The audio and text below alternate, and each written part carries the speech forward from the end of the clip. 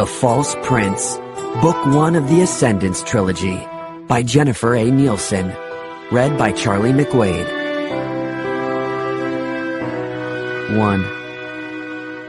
If I had to do it all over again, I would not have chosen this life. Then again, I'm not sure I ever had a choice. These were my thoughts as I raced away from the market, with a stolen roast tucked under my arm. I'd never attempted roast thievery before, and I was already regretting it.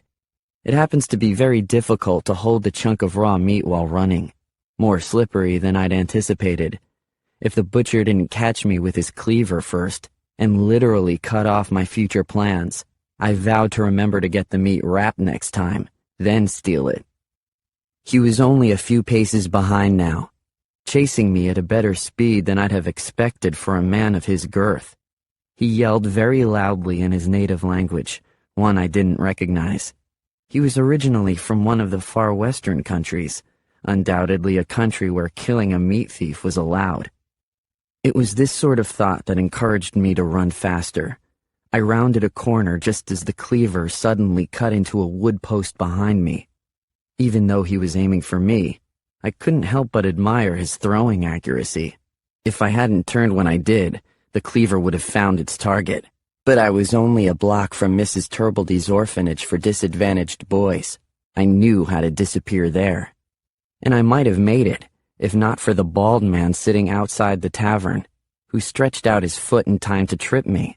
Luckily, I managed to keep hold of the roast, although it did no favors to my right shoulder as I fell onto the hard dirt road. The butcher leaned over me and laughed. "About time you get what's coming to you, filthy beggar." As a point of fact, I hadn't begged for anything. It was beneath me. His laughter was quickly followed up with a kick to my back that chased my breath away. I curled into a ball, prepared for a beating I wasn't sure I'd live to regret. The butcher landed a second kick and had reared back for a third when another man shouted, "Stop!" The butcher turned. "You stay out of this. He stole a roast." "An entire roast? Really? And what is the cost?" 30 garlands. My well-trained ears heard the sound of coins in a bag. Then the man said, "I'll pay you 50 garlands if you turn that boy over to me now." 50? One moment. The butcher gave me a final kick in the side, then leaned low toward me. "If you ever come into my shop again, I'll cut you up and sell you as meat at the market. Got it?" The message was straightforward. I nodded. The man paid the butcher, who stomped away. I wanted to look up at whoever had saved me further beating, but I was hunched in the only position that didn't send me gasping in pain, and I was in no hurry to change that. The pity I felt for myself wasn't shared by the man with the coins. He grabbed my shirt and yanked me to my feet. Our eyes locked as he lifted me. His were dark brown and more tightly focused than I'd ever seen before. He smiled slightly as he studied me, his thin mouth barely visible behind a neatly trimmed brown beard. He looked to be somewhere in his 40s and dressed in the fine clothes of the upper class, but based on the way he'd lifted me, he was much stronger than I expected of a nobleman. "I'll have a word with you, boy," he said. "You'll walk with me to the orphanage, or I'll have you carried there." The entire right side of my body throbbed, but the left side was okay, so I favored it as I started to walk. "Stand up straight," the man ordered. I ignored him. He was probably some rich country gentleman who wanted to purchase an indentured servant for his lands. Although I was eager to leave behind the tough streets of Karchar, servitude wasn't in my future plans, which meant I could walk as crookedly as I wanted. Besides, my right leg really hurt. Mrs. Turbledy's orphanage for disadvantaged boys was the only place for orphaned boys in the northern end of Carthia. 19 of us lived there, ranging in age from 3 to 15. I was almost 15, and any day now Mrs. Turbledy would send me away. But I didn't want to leave yet, and certainly not as this stranger's servant boy. Mrs. Turbledy was waiting in her office when I walked in, with the man close behind me. She was too fat to credibly claim she starved along with the rest of us. but strong enough to beat anyone who complained about that fact. In recent months, she and I had settled into a routine of barely tolerating each other. Mrs. Turbledy must have seen what happened outside, because she shook her head and said, "A roast? What were you thinking?" "We had a lot of hungry boys," I said. "You can't feed us bean bread every day and not have a revolt." "You'll give me that roast then," she said, holding out her plump hands. Business first. I clutched the roast more tightly to myself and nodded at the man. "Who's he?" The man stepped forward. "My name is Bevan Connor. Tell me yours." I stared at him without answering, which earned me a whack on the back of the head from Mrs. Turbledy's broom. "His name is Sage," she told Connor, "and as I told you before, you'd be better off with a rabid badger than this one." Connor raised an eyebrow and stared at me as if that amused him, which was annoying because I had no interest in providing him with any entertainment. So I tossed my hair out of my eyes and said, "She's right, so can I go now?" Connor frowned and shook his head. The moment of amusement had passed. "What can you do, boy? If you bother to ask my name, you might use it." He continued as if he hadn't heard me, also annoying. "What's your training?" "I don't have any," Mrs. Turbledy said. "None a gentleman like yourself would need anyhow." "What did your father do?" Connor asked me. "He was best as a musician, but still a terrible one," I said. "If he made a single coin from playing, my family never saw it." "He was probably a drunk." Mrs. Turbledy rapped my ear with her knuckles. "So this one's made his way through theft and lies." "What sort of lies?" I wasn't sure if the question was directed to me or Mrs. Turbledy, but he was looking at Mrs. Turbledy, so I let her speak. She took Connor by the arm and pulled him into a corner, which was an entirely useless gesture because not only was I standing right there and perfectly able to hear every word, but the story was also about me, so it was hardly a secret. Connor obliged her, though I noticed he faced himself toward me as she spoke. "First time the boy came in here, he had a shiny silver coin in his hand. Said he was a runaway, the son of a dead duke from somewhere in Avenia. Only he didn't want to be a duke. So if I took him in and gave him preferential care and a place to hide, he'd pay me a coin a week. Kept it up for 2 weeks, all the time laughing it up on extra servants at dinner and with extra blankets on his bed." Connor glanced at me and I rolled my eyes. He'd be less impressed when she finished the story. "Then one night, he took with a fever. Got all delirious late in the night, hitting at everyone and yelling and such. I was there when he confessed it all. He's no son of anyone important. The coins belonged to a duke all right, but he'd stolen them to trick me into caring for him.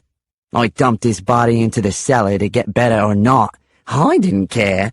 Next time I checked on him, he got over the fever on his own and was a good deal more humble." Connor looked at me again. "He doesn't look so humble now." "I got over that, too," I said. "So why'd you let him stay?" Connor asked Mrs. Turbledy. Mrs. Turbledy hesitated. She didn't want to tell him it was because I picked up goodies for her now and then. Ribbon for her hats or chocolates from the cake shop. Because of that, Mrs. Turbledy didn't hate me nearly as much as she pretended to. Or maybe she did.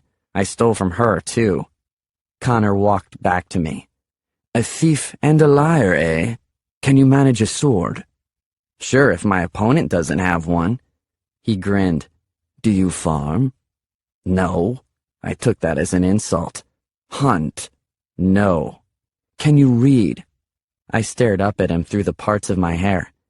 "What are you wanting me for, Connor?" "You'll address me as Sir or Master Connor." "What are you wanting me for, Sir Master Connor?"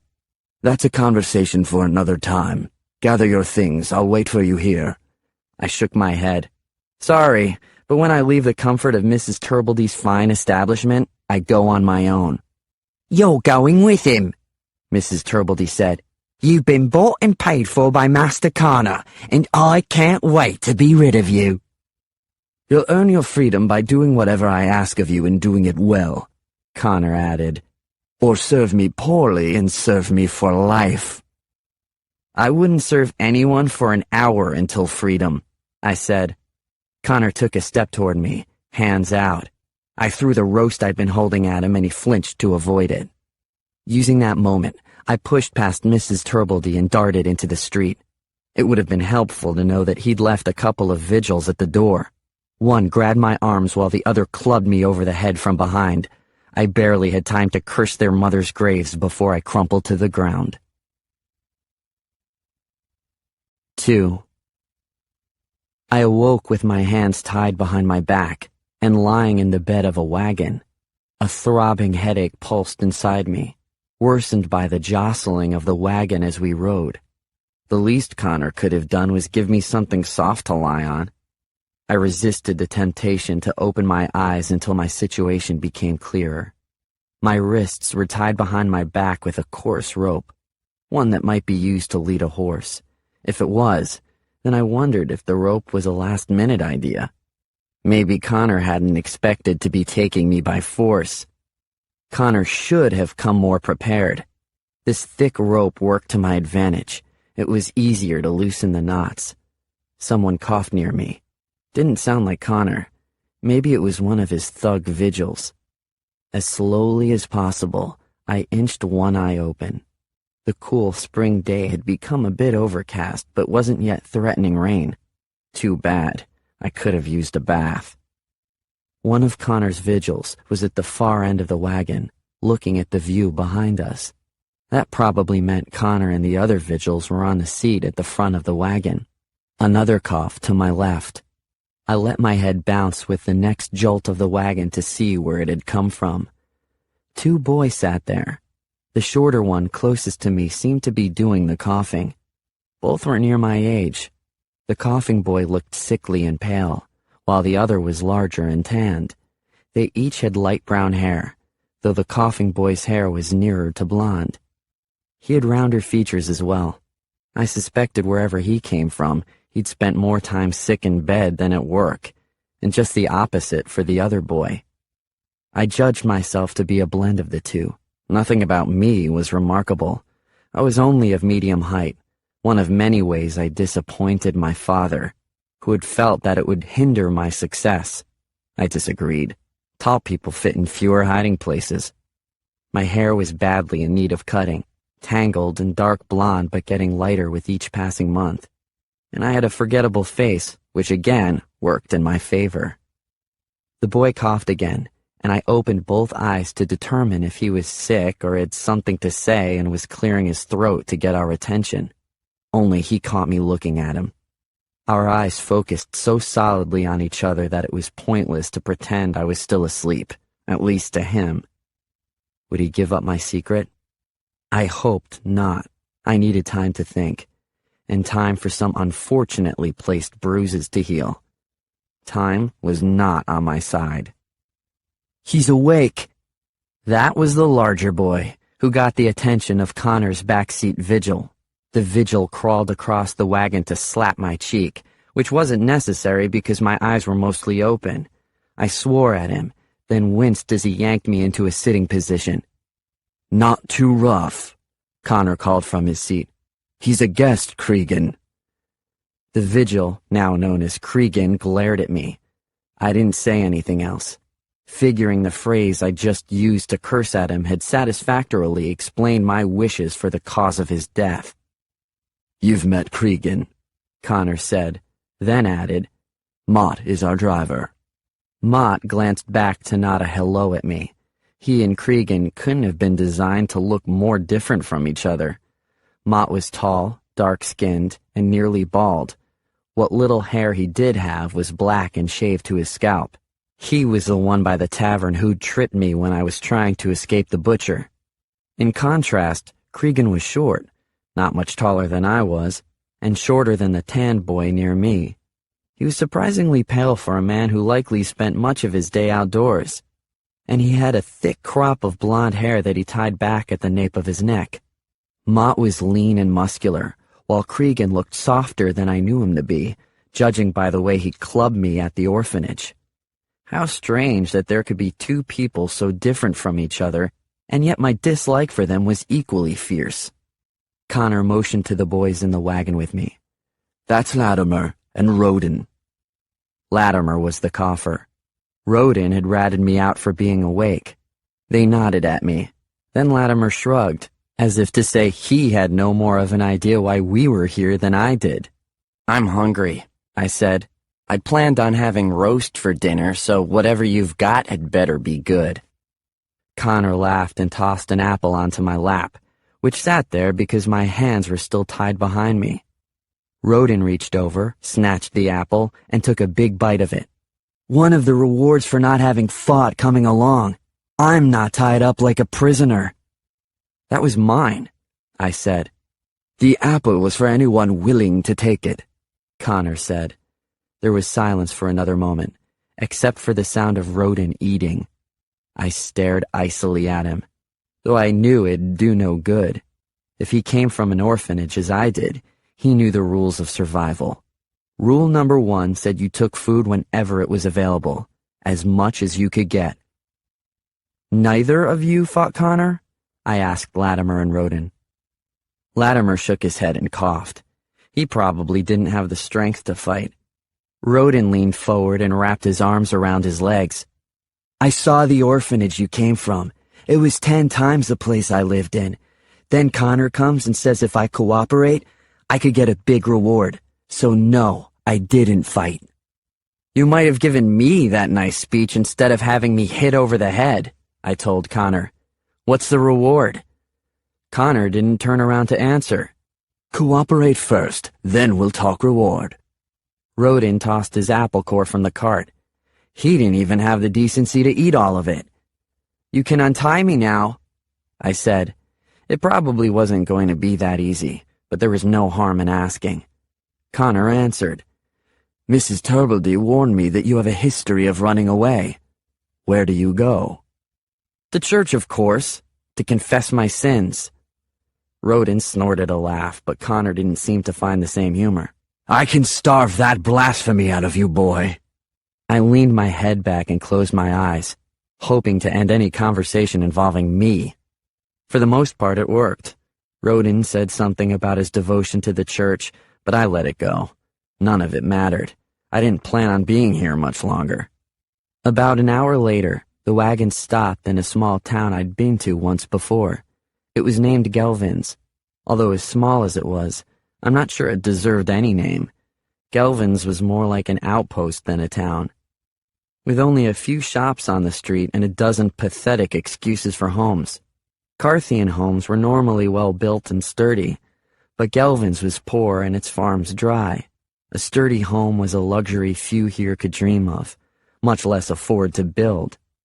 Most of these thin wooden structures looked like they would be finished in a stiff windstorm. Our wagon had stopped in front of a shack with a small sign over the doorway identifying it as the Gelvins Charity Orphanage. I knew this place. I'd stayed here several months ago after Mrs. Turbledy temporarily kicked me out. Connor took Mott with him and left Cregan to guard us. As soon as Connor left, Cregan jumped out of the wagon and said he was going to get a quick drink in the tavern and that he'd personally kill any boy who tried to escape. "Another orphan?" Roden asked. "Connor's probably been to every orphanage in the country. What could he possibly want with all of us?" "You don't know?" I asked. Latimer shrugged, but Roden said, "He's looking for one particular boy, but I don't know why. He won't want me." Latimer's voice was so quiet the snorting of our horses nearly drowned him out. "I'm sick." "Maybe he will," I said. "We don't know what he wants." "I plan on being whatever he wants," Roden said.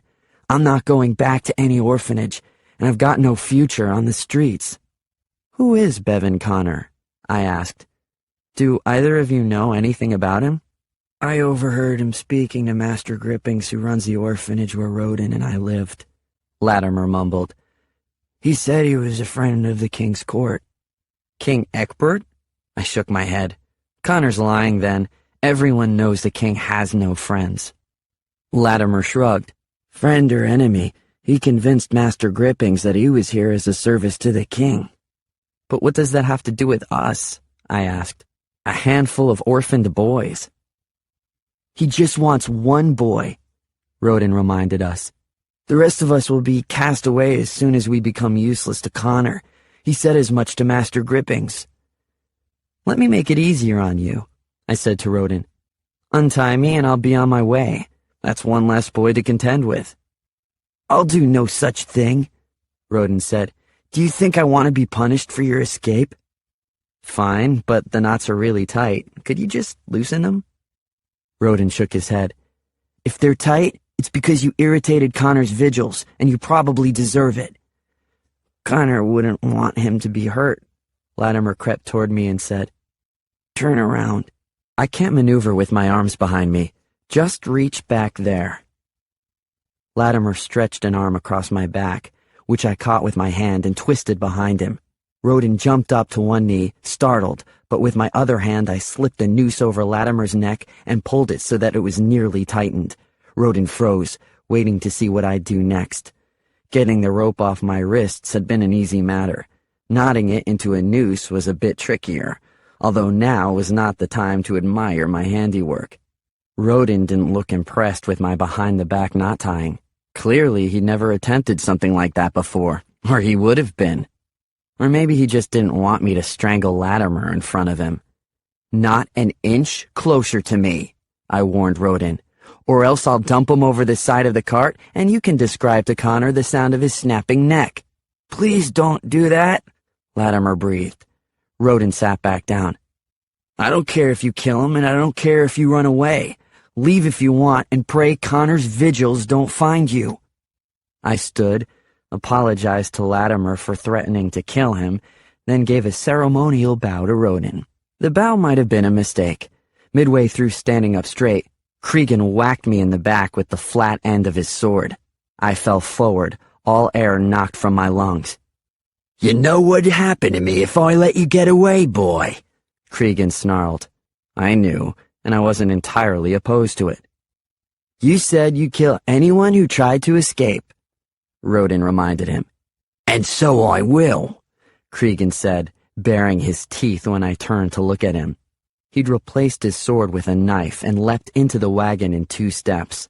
I rolled over to make a run for it, but he grabbed my shirt, shoved me back down, and pressed the knife to my throat. Master Connor doesn't need all of you, and I think he needs you least of all. Suddenly, I had a motivation to be needed by Master Connor. Okay, I grumbled. You win. I'll cooperate. You're lying, Cregan said. I often lie, but not about this. I'll cooperate. Cregan smiled, pleased to have humiliated me. He replaced his knife in the sheath at his waist, then yanked me up by my collar and tossed me into the corner of the wagon. We'll see. A minute later, Connor returned to the wagon with Mott and a boy walking beside him. I squinted, certain I recognized him. He was tall and unusually thin.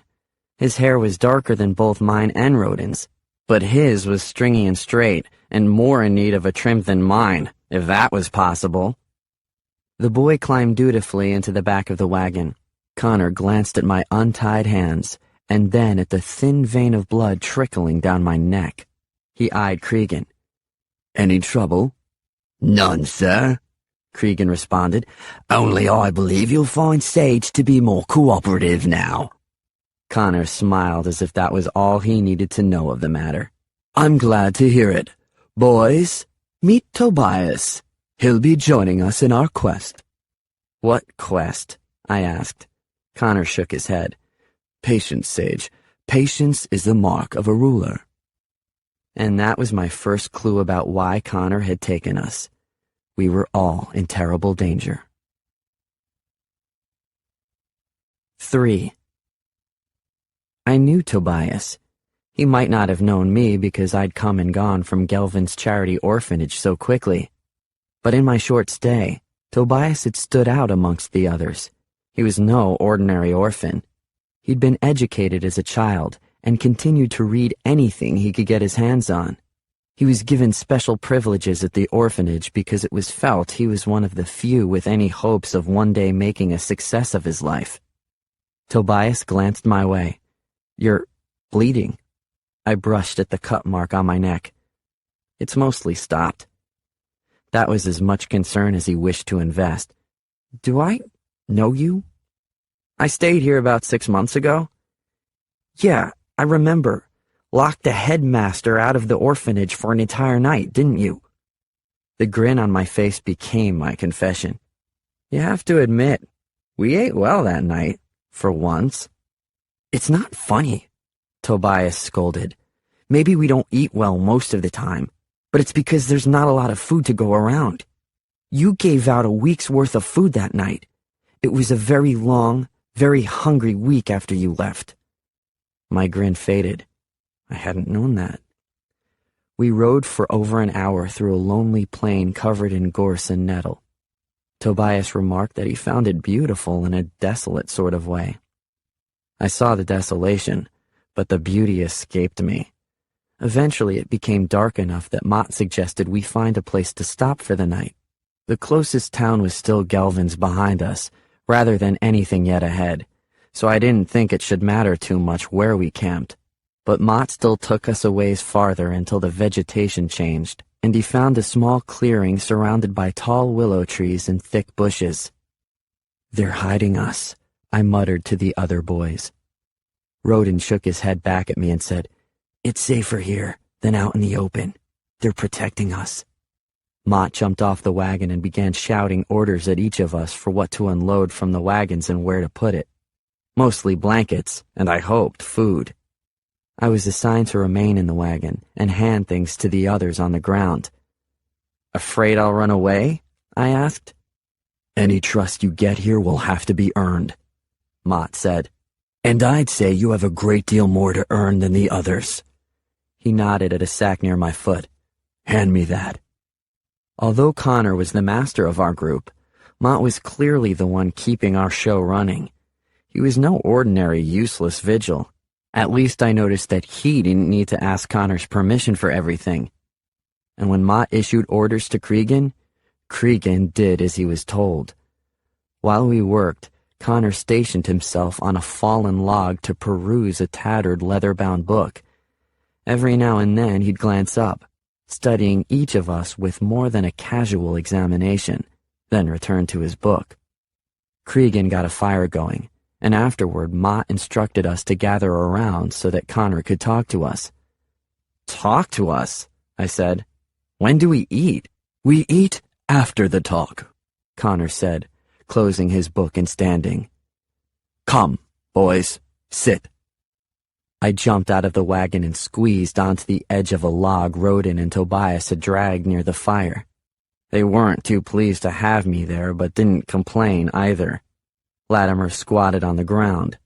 I considered offering him my seat since he was still coughing, but I guessed he wouldn't take it anyway. Connor coughed too, although his was the kind meant to get our attention. The cough wasn't necessary. We were already watching him. I haven't said much as to why I've collected you boys, Connor began. I'm sure in your heads you've created every sort of speculation, from the likely and plausible to the wild and impossible. What I have in mind is closer to the latter of those. Tobias sat up straighter. I already disliked him as much as Roden, even though there had been far more time for me to learn to dislike Roden. I can't deny there's danger with my plan, Connor said.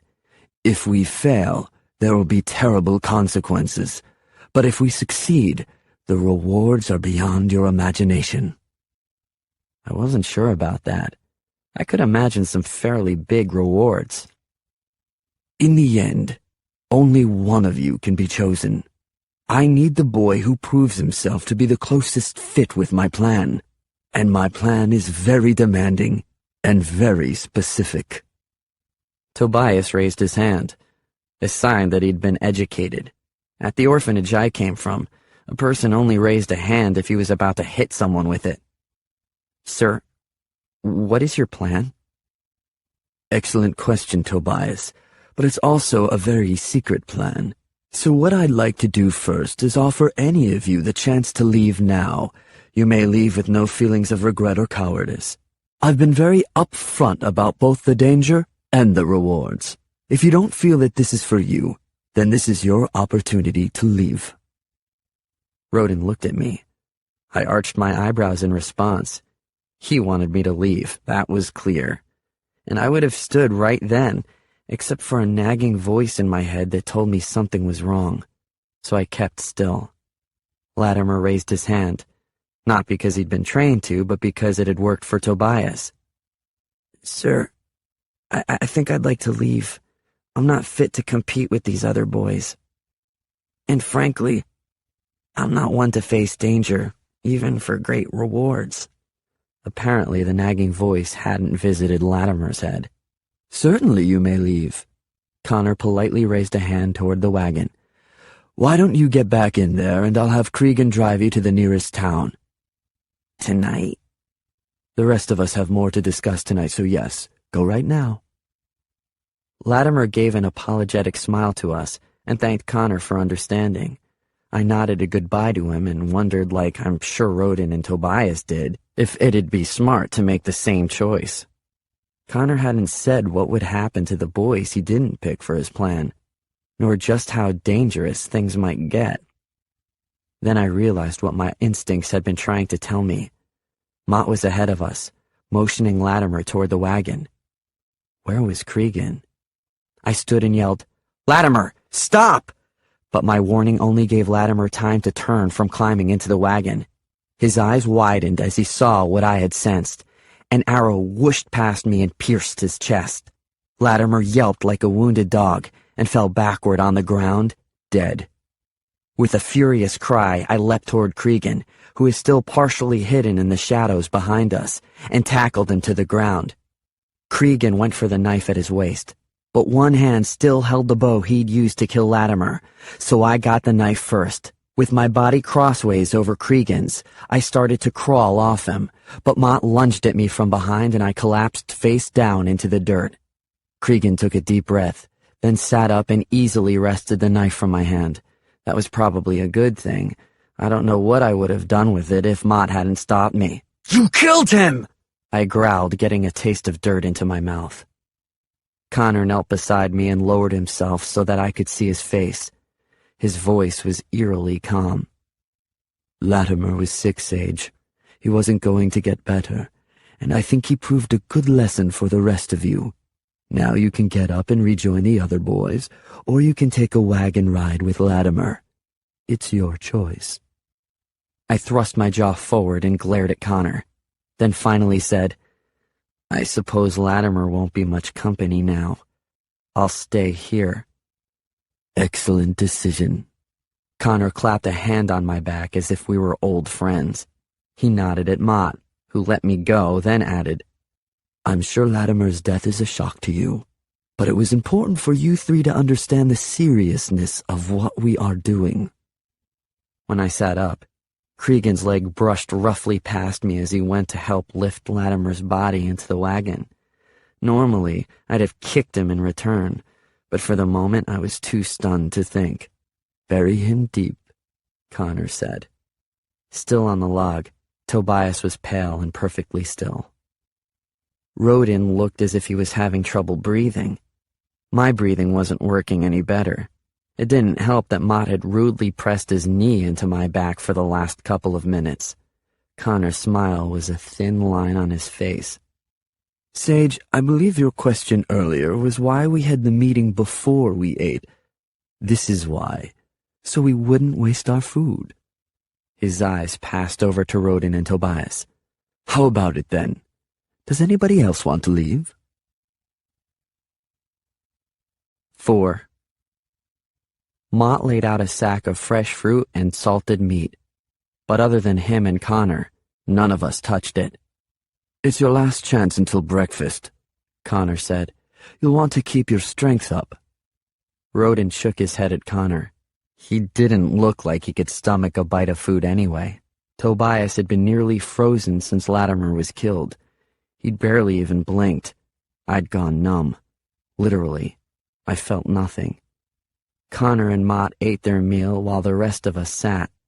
Slowly, the shock wore off and we began to accept that as long as we did what we were told, we'd live to see another morning. Connor offered the food to us again. We have more traveling ahead of us, so you'll only hurt yourselves if you don't eat. Rodin reached for the food first. He handed it to me and then Tobias. The piece of meat I took was unbearably salty and forced me into taking an apple, even though I had no appetite for it. I don't think Tobias or Rodin enjoyed their food much either. A wave of nausea threatened me every time I looked in the direction where Latimer had fallen. At the orphanage, we'd all seen our share of violence and brutality. I once saw an older boy start kicking a younger one just for rolling over onto his mattress. It took 5 of us to stop him, but Connor had told Latimer it would be safe to leave. He baited Latimer to teach us a lesson about leaving. The knowledge that Latimer had been brought along only for that purpose consumed my thoughts. If I'd figured out what was happening even a few seconds earlier, could I have stopped it? Were any of the rest of us here as no more than a lesson to the others? Now that you've eaten, we can continue our conversation. Connor nodded at Tobias. Stand up. I wish to get a general understanding of who each of you is. Tobias stood stiffly. His knees were rigid and he looked like he was about to be sick. Tobias, you and an opponent are engaged in a sword battle. It's meant to be a battle to the death, but it's also clear that he's better than you are. Do you fight on, knowing you'll likely die, or stop the battle and beg for your opponent's mercy? I beg mercy, Tobias said. If it's clear I won't win and nothing is accomplished through my death, I'd hope to live and make myself stronger for the next battle. Connor nodded at Rodin. What about you? Rodin stood. Fight to the death, even if it's my own. I'm a good fighter, sir, and I will not live as a coward. Tobias flinched at that, but he said nothing. A slight smile crossed Rodin's face. He knew he'd taken an edge with his answer. Have you been trained with a sword? Connor asked. Rodin shrugged. An old Carthian soldier lives near my orphanage. He used to have me do rounds with him, to keep up his skills. Did you ever win? No, but... Then you haven't been trained. Connor turned to me. Sage? Beg mercy?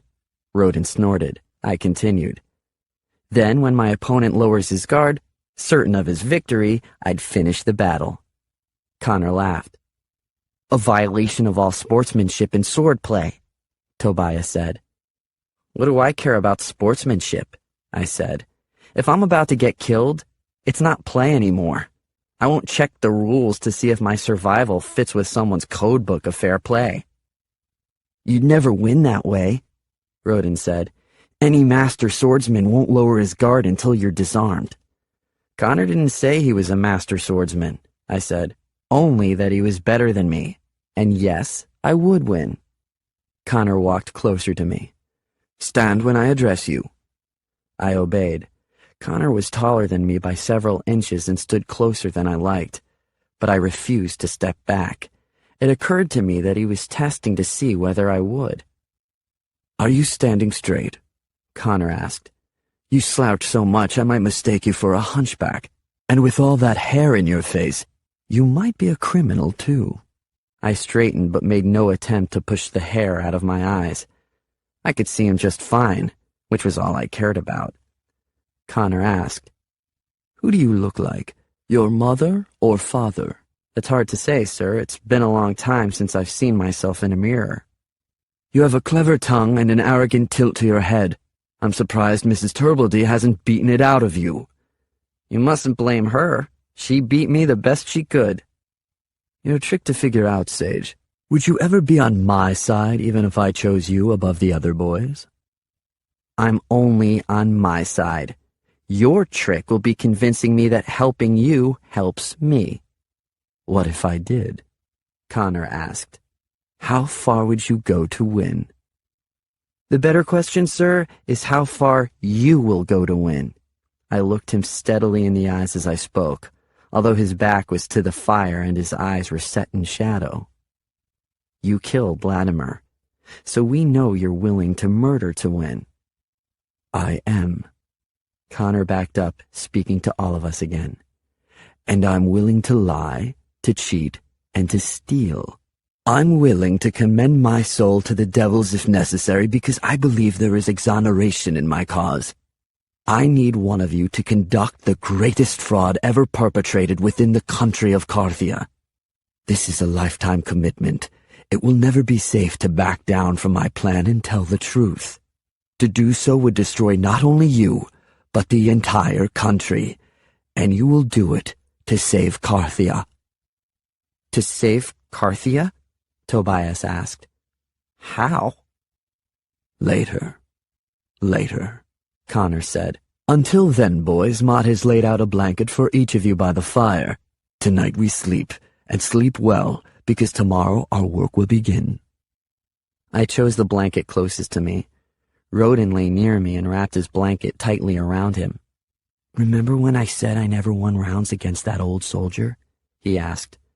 Without waiting for an answer, Rodin added, It's because I knew he'd stop if I won. I'm good with a sword. Maybe you can use some of those skills to get us out of here, I mumbled. You saw what he did to Latimer? Rodin was silent for several minutes, then whispered, They just killed him. Told him he was safe to go, and they killed him. What is Connor planning that would make him willing to kill?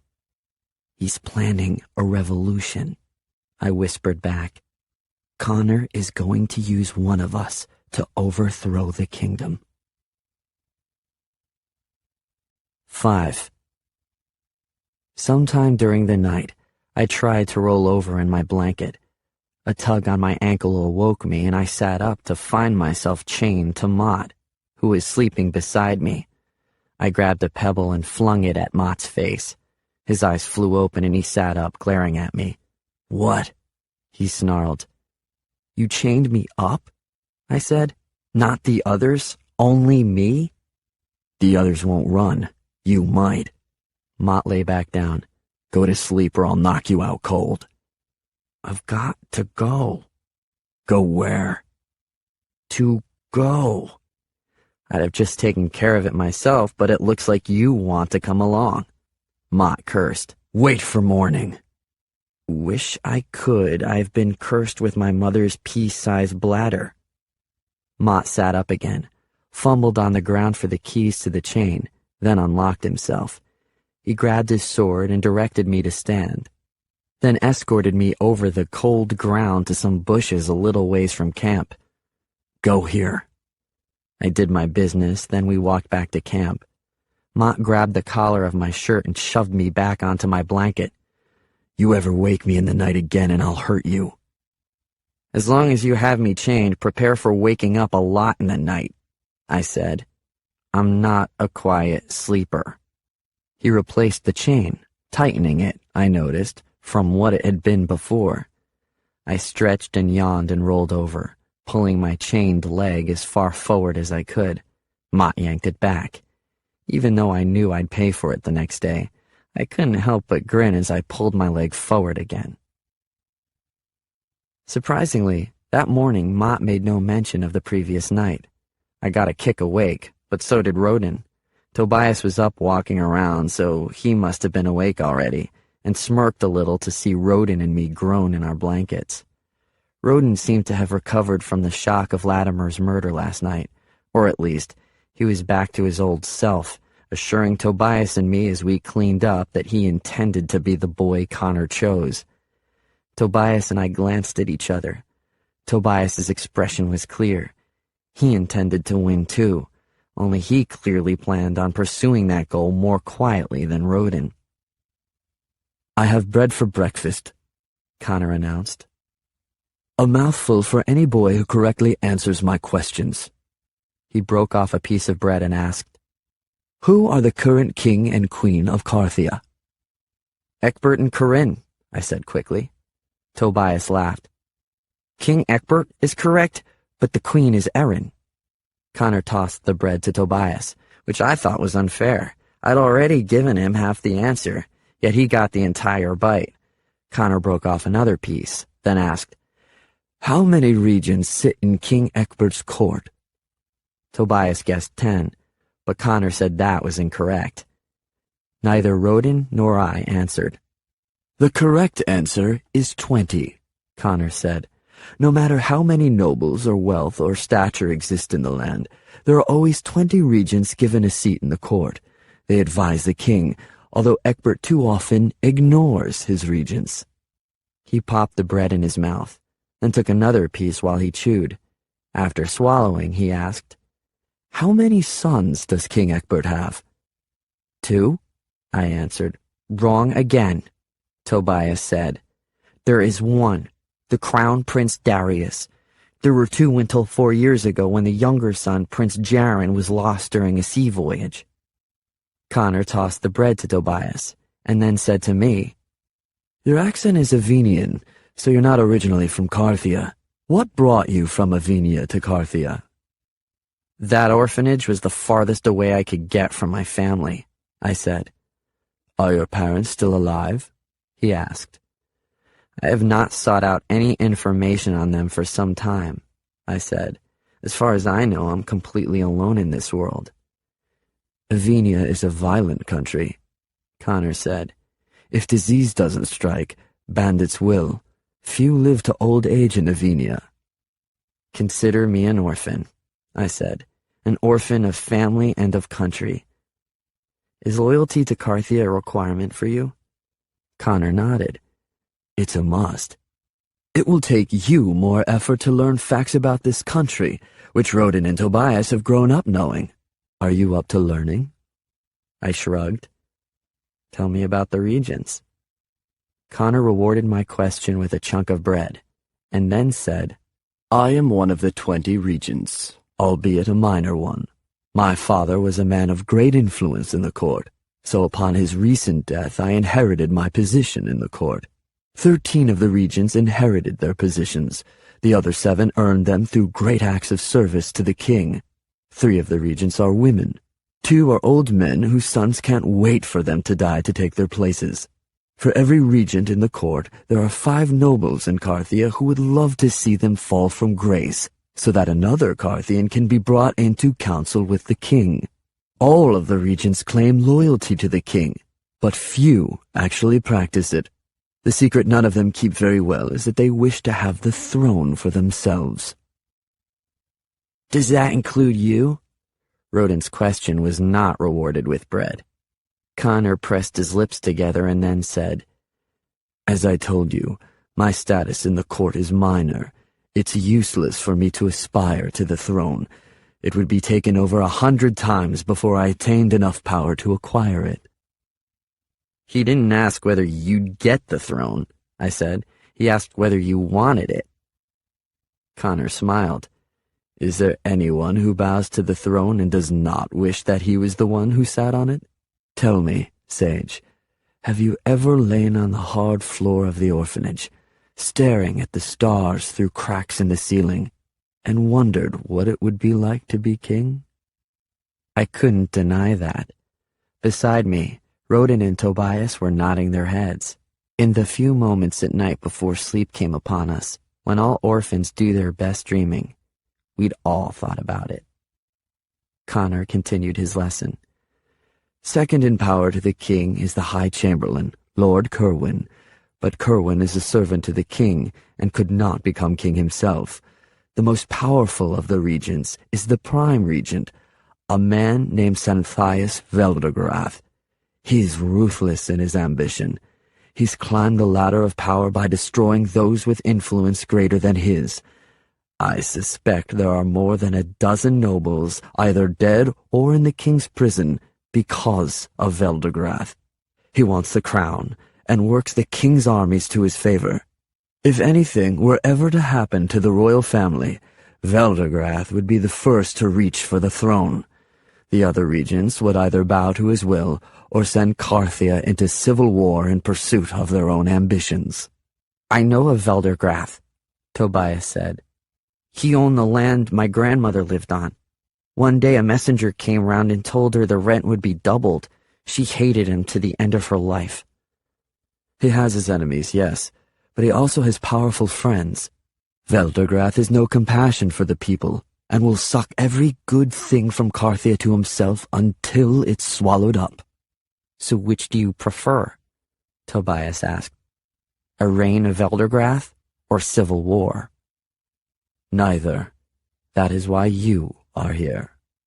Connor tossed the remaining bread to the ground for us to divide amongst ourselves, then brushed his hands together and said to Mott and Cregan, "Wipe away any trace of our being here as best you can. I wish to leave within the hour." Roden and Tobias dove for the bread, but I stayed where I was, watching Connor walk back to the cart. The hints he left for us about his plan were not subtle. It was clear what he wanted, but there was obviously some crucial information he was still leaving out. I didn't dare wonder what that might be. Connor met my gaze as he passed by and stopped walking. He gave me an appraising look as we stood there, then slowly nodded his head before walking on. I closed my eyes, horrified that my suspicions might be true. Connor was holding us on the brink of treason. 6. Connor lectured us about Carthia for nearly the entire ride to wherever we were going that morning. He faced backward in the wagon seat while Mott drove and Cregan did vigil duty from the rear.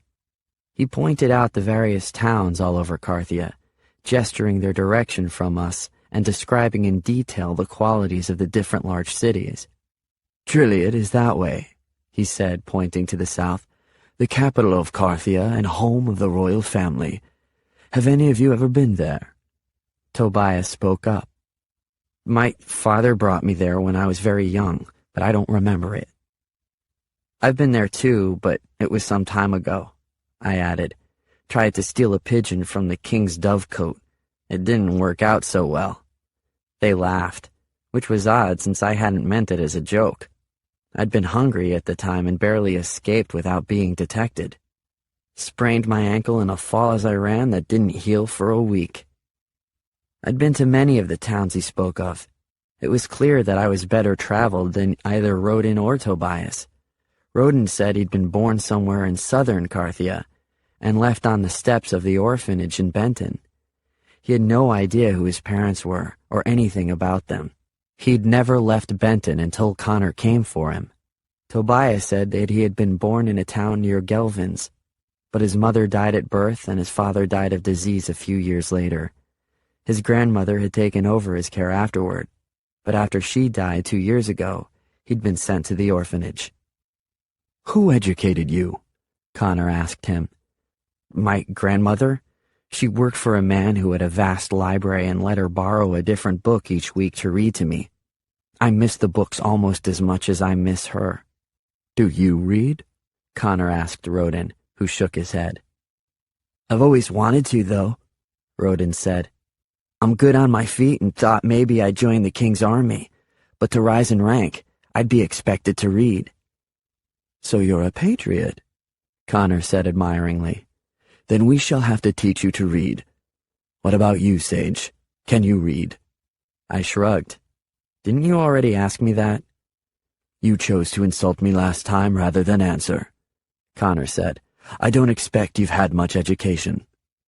"My father said a person can be educated and still be stupid, and a wise man can have no education at all." "Your father was a worthless musician," Connor said. "It sounds to me like he was both stupid and without education." "And Mrs. Turbledy told me your mother was a barmaid? I hate to think of the education she might have given you." I stared at my hands resting on my knees. "If you can give me anything worth reading, I'll make my way through it." "Who amongst you rides a horse, in a gentleman's style?" Again, none of us answered. I'd ridden a horse several times before, but in all my recent experience, it was usually stolen and always in an attempt to escape the horse's owner. That probably wasn't a gentleman's style. "I hardly dare ask whether any of you have been taught your manners and other social graces." "I have. A little," Tobias said. Roden actually laughed at Connor's question, though he quickly corrected himself. "Master Connor, make me into a gentleman. I'll learn." "You will all learn," Connor said. "And at the end of the next 2 weeks, I intend to make each of you into a gentleman, so flawless in your learning, you could pass as a noble before the king himself." "We're going to see the king?" I asked. Connor shook his head. I didn't say that. Only that you could stand in front of him and make him believe you are a noble. Roden looked over at me and smiled. I didn't share his enthusiasm. 2 weeks? I asked.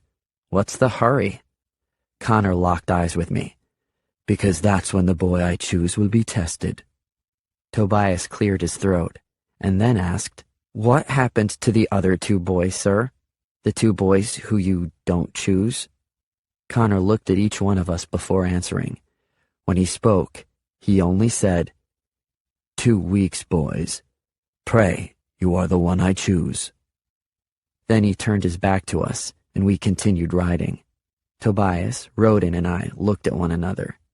Cregan read the unspoken conversation and chuckled. Roden seemed a little more pale again. Tobias lost any expression on his face whatsoever, as if he'd turned to stone. Undoubtedly, we were all remembering how casually Connor had ordered Latimer's death, and then had quickly justified it based on the higher moral status of his plan. He would choose his winner in 2 weeks, and most likely the other 2 boys would follow Latimer's fate at the same time. 7. It was late afternoon when our wagon pulled up to a large estate several miles outside the town of Tithio. An engraved wooden sign at the entrance identified this as Connor's home. It rose 2 stories above the ground with a partial 3rd floor arching over the center of the house. The roof was nearly flat and bordered by a low parapet. I wondered if any stairways led up to the rooftop for what was certain to be an impressive view of Connor's extensive grounds. The building was made of thick tan bricks and cut stone. This alone was impressive, since it didn't look like there were any quarries in this region of Carthia, meaning the rocks would have had to come from some distance away. Veins of a thin ledge ran between the 1st and 2nd floor. I counted nearly 20 windows just in the front of the house. The orphanage in Carchar didn't have a single window. Connor stood and gestured toward the estate. Welcome to my home, boys. I call it Farthenwood. It was my father's home and the home of my childhood. I know its every secret, and dearly love to come here whenever I can get away from the king's business in Drilliad. This will be your home as well for the next 2 weeks. I have arranged everything in advance of our arrival. I'm sure you have many questions, but we have other business first. A line of servants had assembled in front of the wagon. A few quickly took control of the horses, and one helped Connor out of the wagon, bowing to him afterward as if he were a royal. Cregan gestured to us to leave the wagon, and when we did, Connor presented us each with a servant. Follow your man to a warm bath and a change of clean clothes. He cast an eye on me. Some of you require more scrubbing than usual, so stay in the bath as long as you must. Once you are presentable, you may join me for a hot supper that I suspect will be the finest meal any of you have ever eaten. Roden and Tobias followed their servants into the estate. I followed mine behind them as we entered Farthenwood. The entry was massive, and well lit by windows and a large chandelier directly above us. The plaster walls were decorated with beautiful murals of countryside scenes. A tapestry hanging near me depicted dozens of names and faces, probably Connor's family tree. "What's your name?" I asked the servant. He hesitated at first, as if he wasn't sure whether he should answer, and then said, "Errol, sir." Errol looked like the kind of young man who might never grow enough facial hair to actually require a shave. He had boyish features and a bit of curl in his light blonde hair. I suspected that if the fables about the existence of elves were true, Errol would turn out to be one of them. "I'm Sage. My companions on this trip will assure you I am no sir. Connor seems to think he owns me too, which makes me a servant much like you. So let's keep everything on a first-name basis." "Forgive me, but I've been instructed to call you sir," Errol said, "so you should get used to hearing it." I tugged on the rag that served as my shirt. My entire fist could easily have fit through a tear in the fabric near my hip. "With me dressed this way, How can you call me that without laughing? Errol glanced sideways at me and smiled crookedly. It isn't easy, sir. When I asked, Errol told me that the rooms off to the left were for a few of the choice servants, such as Mott and Cregan. They also housed a kitchen and other work areas. To the right were rooms for other servants, which several of them shared. I figured Errol's was one of those rooms. A grand staircase rose up from the center of the entry. It was lined with tall beeswax candles and was carpeted in a weave so fine I bent down and ran my fingers over it.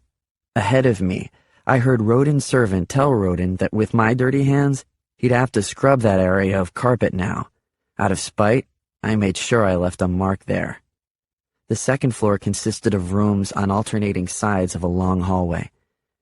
I think several of my orphanages could fit in here, Rodin said.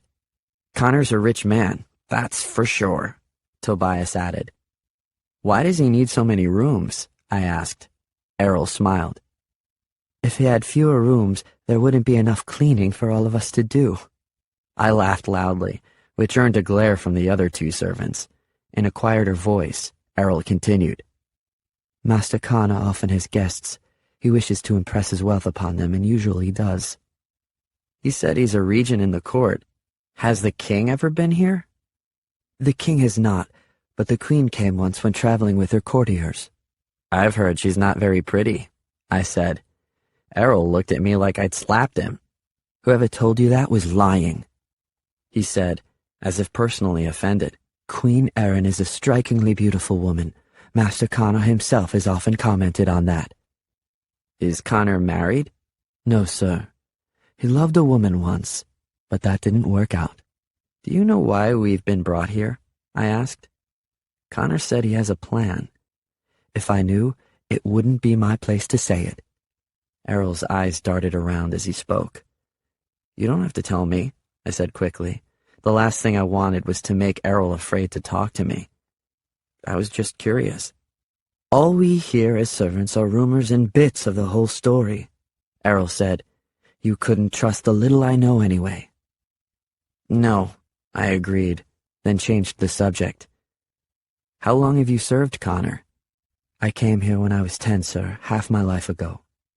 So he wasn't much older than me, and yet he addressed me as sir. Are you working off a debt to him? My family's debts. Perhaps another 10 years, then I'll be free to go. Do you like it here? Errol nodded. If you do what Connor wants, he's a good master. What if you don't do what he wants? Connor sent a messenger ahead. I heard about you. Errol smiled and added, I fear you may find out the answer to that question for yourself. That made me smile as well. You won't get any more trouble from me. It's becoming very clear what happens to those who cross him. Yes, sir.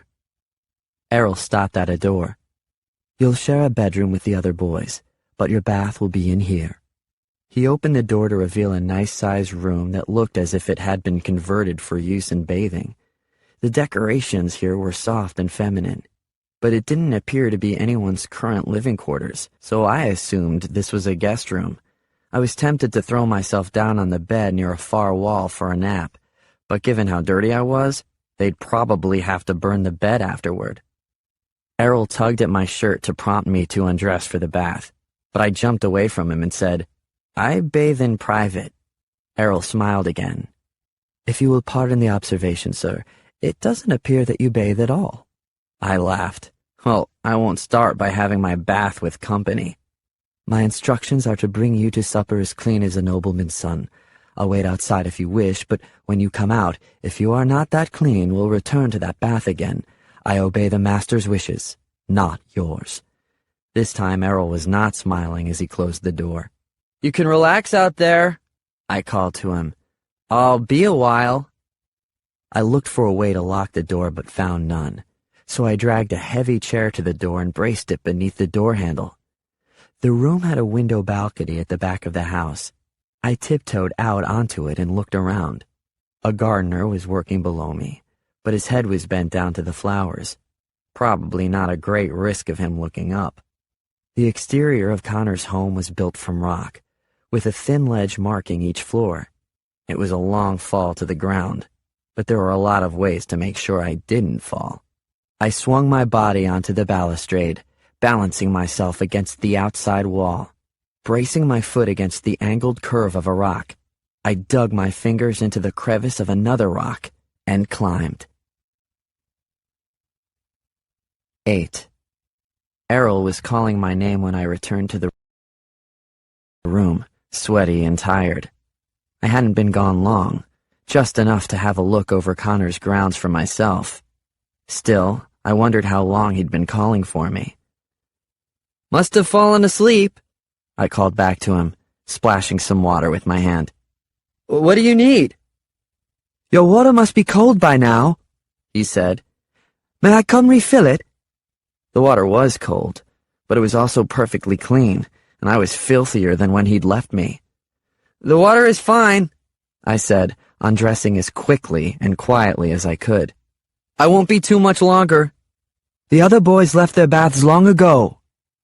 "Yes, but they were probably cleaning themselves while I was sleeping. Give me a few moments." I dove into the water and scrubbed everything that would show outside my clothes. A thick stack of new clothes from Errol waited for me beside the tub. They were a gentleman's clothes, and probably cost Connor a fair amount of silver to purchase for all three of us. Mine had a linen shirt that laced up the front somehow, a soft leather half-sleeved vest with carved bone buttons, long linen pants, and a pair of calf-high boots. I didn't think much of my skin would show. That was only my first bath, because after I emerged from the room, Errol inspected my arms above the sleeves and observed that I still smelled like an orphanage. He insisted on scrubbing me the second time. "The water is freezing," he said. "You like your bath this way?"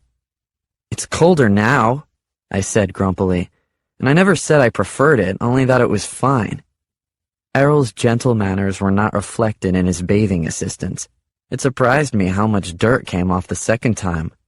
While he busied himself with a brush on the bottom of my feet, I looked at my fingernails. "I don't remember them ever being this color," I said, then yanked my foot away. "That tickles. Are you finished yet? I don't like having a man help me with my bath." Errol grinned. "Shall I have a woman sent in?" I laughed and told Errol I wouldn't need anyone's help for my future baths. Obviously, Master Connor has a different standard of clean than the orphanage did. Now that I know you want the entire body washed, I'll make the necessary adjustments. After we finished, I sent Errol out while I redressed. I had to admit that he'd done a good job. It was possible I'd never been so clean. "Where are my old clothes?" I asked Errol after I'd finished dressing. "Off to be burnt, I'd guess. They're not fit for much else." "Get them," I said firmly, and then added, "Just as they were before, Errol. Exactly as they were." Errol considered that for a moment, then said, "I can get them back, I suppose." "If you do, I'll see that you get a silver coin for the service." Errol tilted his head. "Where would you get it?" "That's a small detail and my concern, not yours.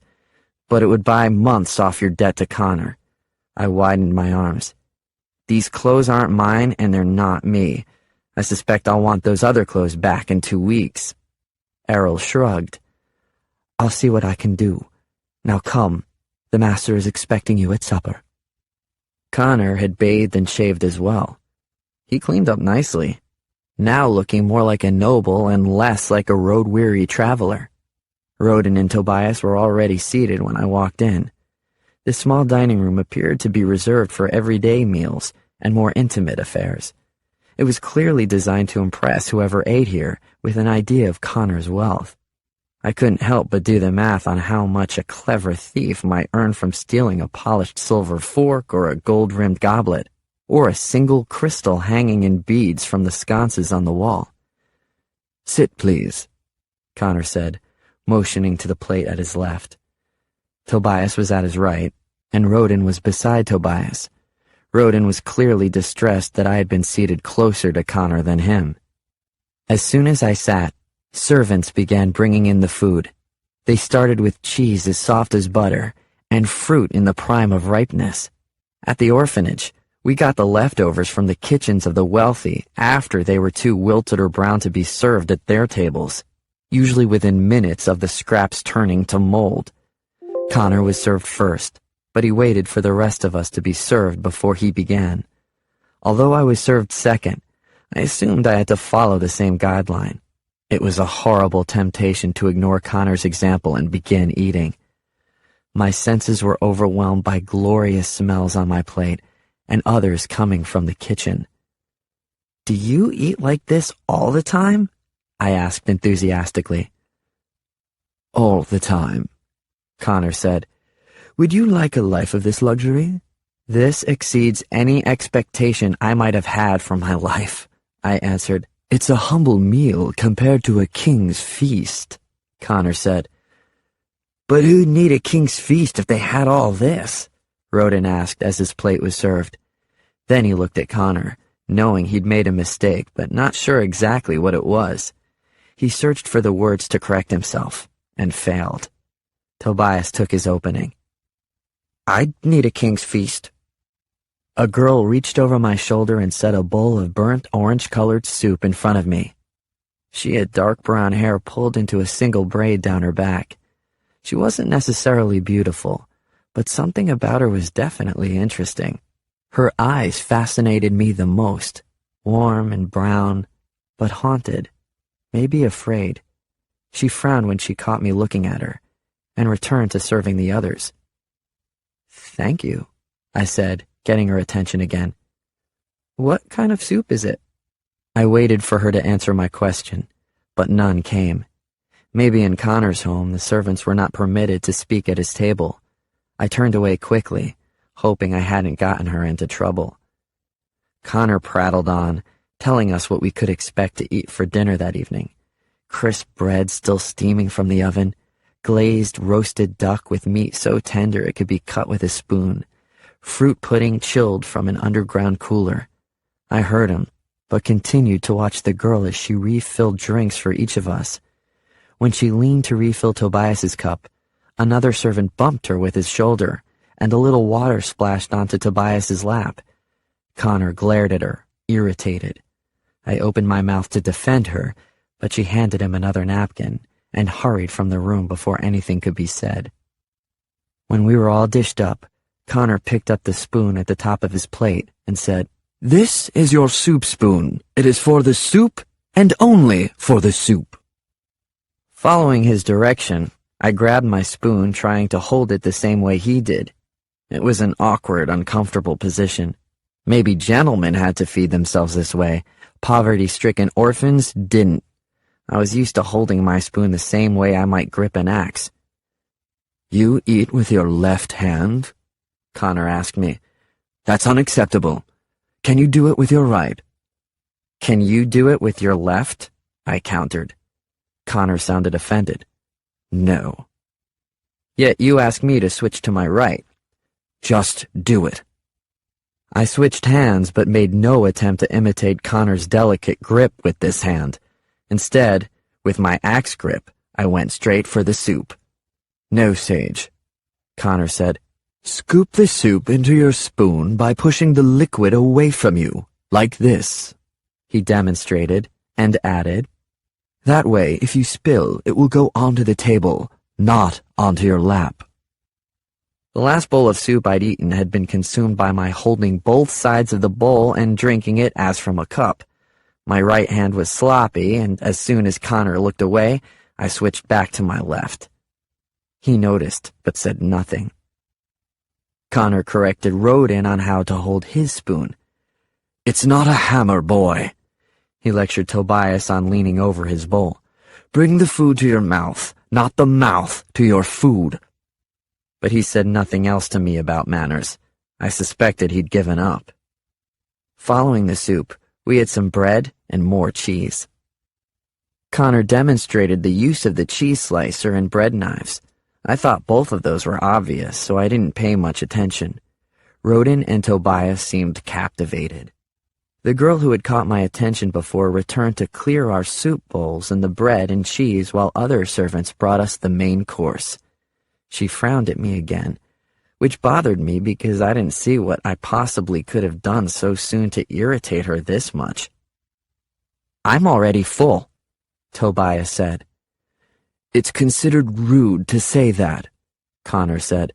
"A host plans to serve his guests throughout the entire meal and does not want to think that he is forcing half his meal down their throats." Tobias apologized and said his dinner smelled good, which Connor also seemed to think was a little rude. I didn't think Tobias meant to be rude. It's just that the way he said certain things made him sound haughty. I was plenty hungry, even after the first 2 courses. It had been nearly 2 days since I'd eaten anything substantial, and months since I'd ever eaten enough to consider myself full. Food is considered a luxury in Carthian orphanages.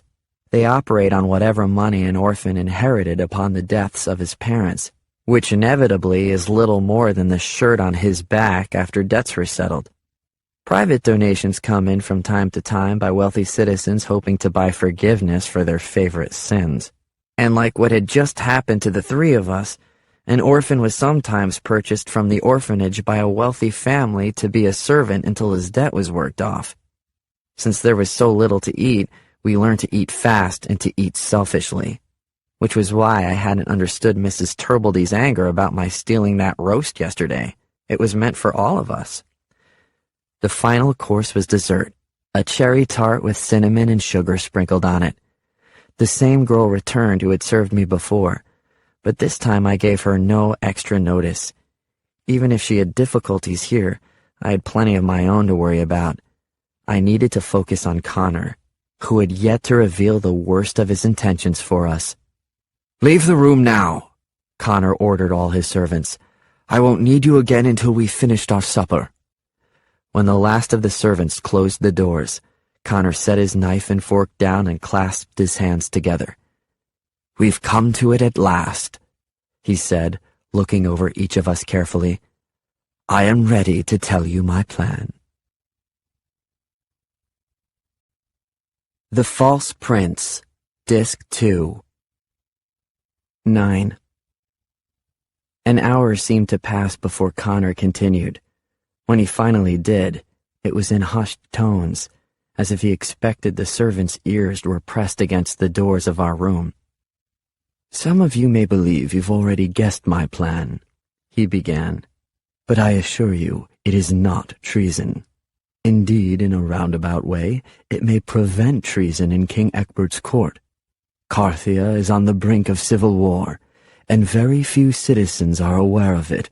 A major change is coming to this country." "What is it?" Tobias asked. We all had that same question, but Connor's glare reflected his irritation at being interrupted. "I will come to that in a moment," he said. "Do you remember what I told you about Veldegrath? He has long planned for this day, and even now has begun to amass those loyal to him so that he can force the rest of us to give him the king's crown. But other regions are also aspiring to the crown. They are quietly gathering their supporters. In 2 weeks, war will erupt in Carthia. It will split the country along lines of loyalty or alliances, and may pit families against each other, friends against friends, and town against town. Thousands will inevitably die in that war. Avenia, the country of your origin, Sage, is watching closely, waiting for an opportunity to strike. They are hungry for our rich farmlands, and the minerals our mountains provide. When Carthia is weakest and most divided, Avenia will strike, and swallow up Carthia with the force of a tidal wave. Avenia is a cesspool at best. In a generation, we'll be no better." Connor tilted his head at me. "Don't pretend to look horrified at my words, Sage. You know my description of Avenia is true." "It is," I quietly agreed. "Then you hope to prevent the civil war," Tobias said. "But you said yourself that you could never hope to become king." "Do you remember this morning when I asked how many heirs King Ecbert has?" Connor said. "What was your answer, Sage?" 2, but as Tobias pointed out, I was wrong. There is only the Crown Prince Darius still alive, Ecbert's younger son was lost at sea. The younger son was named Jaren. Since coming to court, I've been told many stories about him, some of which could not possibly be true with the castle still standing in one piece. I heard he set fire to the throne room as a child, Tobias said. And he challenged the king of Mendenwall to a duel of honor when he was 10 years old, Rodin added. He lost, of course, but not by much, so the story goes. We've all heard the stories, I snapped. What's the point? Let me finish, Connor said. 4 years ago, when he was nearly 11 years of age, Jaren was to be sent north to the country of Bymar, always a friend to Carthia. He was sent there not only to be educated abroad, but frankly, to stop embarrassing the king and queen. However, on the way, his ship was attacked by pirates. There were no survivors. Pieces of the boat washed ashore for months, but Jaren's body was never found. I did hear about this once, I said. Avenia was accused of hiring the pirates. If King Ecbert had any proof, he would have gone to war. At least you know about your own country, Connor said. It probably was Avenia. Piracy is certainly their style. Some say the pirates have more power than the Avenian king. But Ecbert couldn't rule out the possibility that as a border country to Avenia, Galin had hired them. Both countries have easy access to the waters where Jaren's ship went down. My father followed that news carefully, I said. He didn't want war, no matter what else was sacrificed. If he was still alive, my father would have been honored to fight on behalf of Carthia, Tobias said. I'm not the son of a coward. It would have felt good to defend my father's honor by punching Tobias in the face. But although my father was not a coward, he would have avoided being in a war at any cost. That fact was one of the last things he and I ever fought about. 3 regents have made the trip to Issel, the seaport town from which Prince Jaren's ship launched. They seek any proof of his death, or his life. His life? Rodin sat forward in his chair. Is it possible Jaren's alive? A body has never been found, Rodin, but if Prince Jaren were alive, then he would be next in line for the throne. Not Veldegrath or any other noble could claim it, and Carthia would be saved from civil war. Then Avenia would not attack. But it's irrelevant, Tobias said. Ecbert and Eren rule now. Eventually, Crown Prince Darius will take the throne. Connor leaned in closer to us. And this is the greatest secret of your lives thus far. They are dead. All 3 of the royal family. The few of us who know the truth have said the royal family is on a diplomatic mission to Galin. Meanwhile, their bodies secretly lie far beneath the castle. We sat there, beyond shock and too horrified to breathe. The news that not just one, but all 3 royals were dead was impossible to bear. My stomach grew queasy at the thought of it, but I pushed those feelings down. How did they die? I whispered. Murder. We believe they were administered some sort of poison at supper. They never awoke.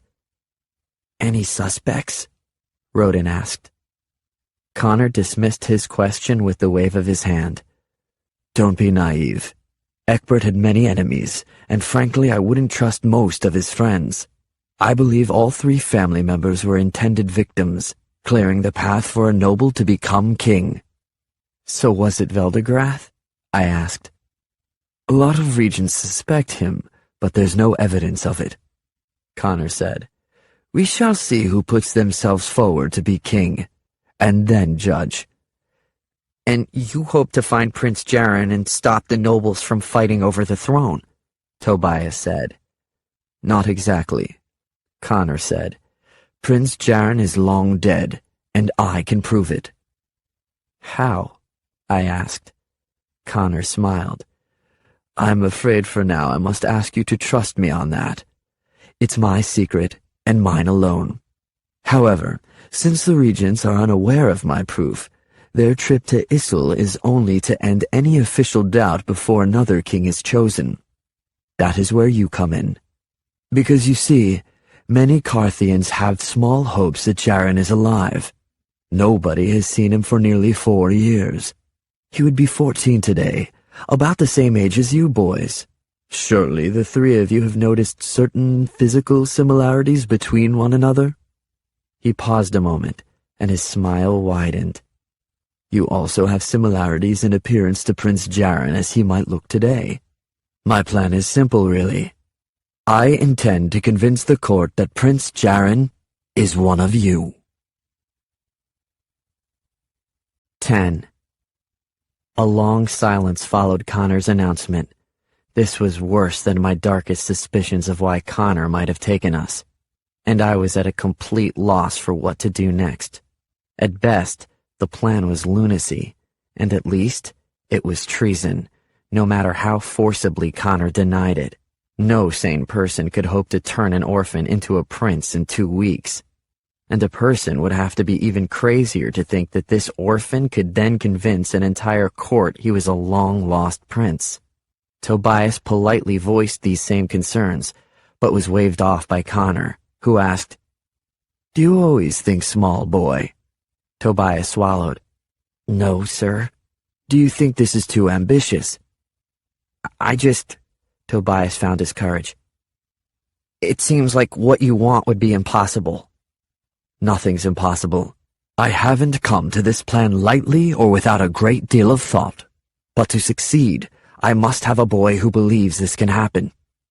I believe it, Rodin said. I snorted. Connor turned to me. You don't believe it's possible? Just because it's possible doesn't mean it's wise. With arched eyebrows, Connor said, And you claim to have this wisdom. I claim to have nothing, sir. That is a good starting place. Now, Tobias, stand up. Tobias stood, looking as nervous as if he were about to be asked the one most important question in the world, and he had no answer. As it turned out, Connor planned on doing all the talking. Connor said, You have the right shade of hair. The face is a little narrower than I would have expected for the prince, but the resemblance has potential. Your height is acceptable and build is trim, like the queen's. I like that you have education, but you are not as quick a thinker as I would want. If someone were to question you with an answer you did not know, I fear you might hesitate and spoil the plan. Tobias reacted to Connor's assessment like he'd been punched. I couldn't understand why it bothered him so much. None of what Connor said were things Tobias had any control over, and it wasn't like Connor would find anyone he considered a perfect candidate. Next, Connor ordered Rodin to stand. Less of a resemblance to the prince when he was last seen, but a strong resemblance to the queen's family, so we may convince people of your identity. Your ambition and determination is admirable, though you often lack confidence when necessary. You are completely uneducated, which may also prove a problem. However, you're physically strong, which will give you an advantage with the sword and on horseback. Connor told him he could sit, but Rodin remained standing and said, Sir, now that I know what it is you're seeking, I can make myself into this prince. Sit, Connor repeated, unimpressed by Rodin's pleas. He nodded his head at me and I stood. You have the entirely wrong color of hair, though we might color it over with the proper dyes. You show a preference for the left hand when it absolutely must be the right.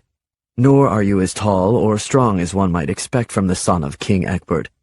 You look the youngest of the three boys, though any of you will have to lie about your exact age. How are you at learning accents?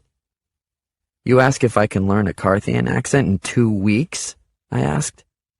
You cannot claim the throne of Carthia while sounding like an Evenian. It doesn't matter, I said. I don't want the throne. Choose Rodin or Tobias, and I'll leave and go where you'll never see me again. Connor's face twisted in anger.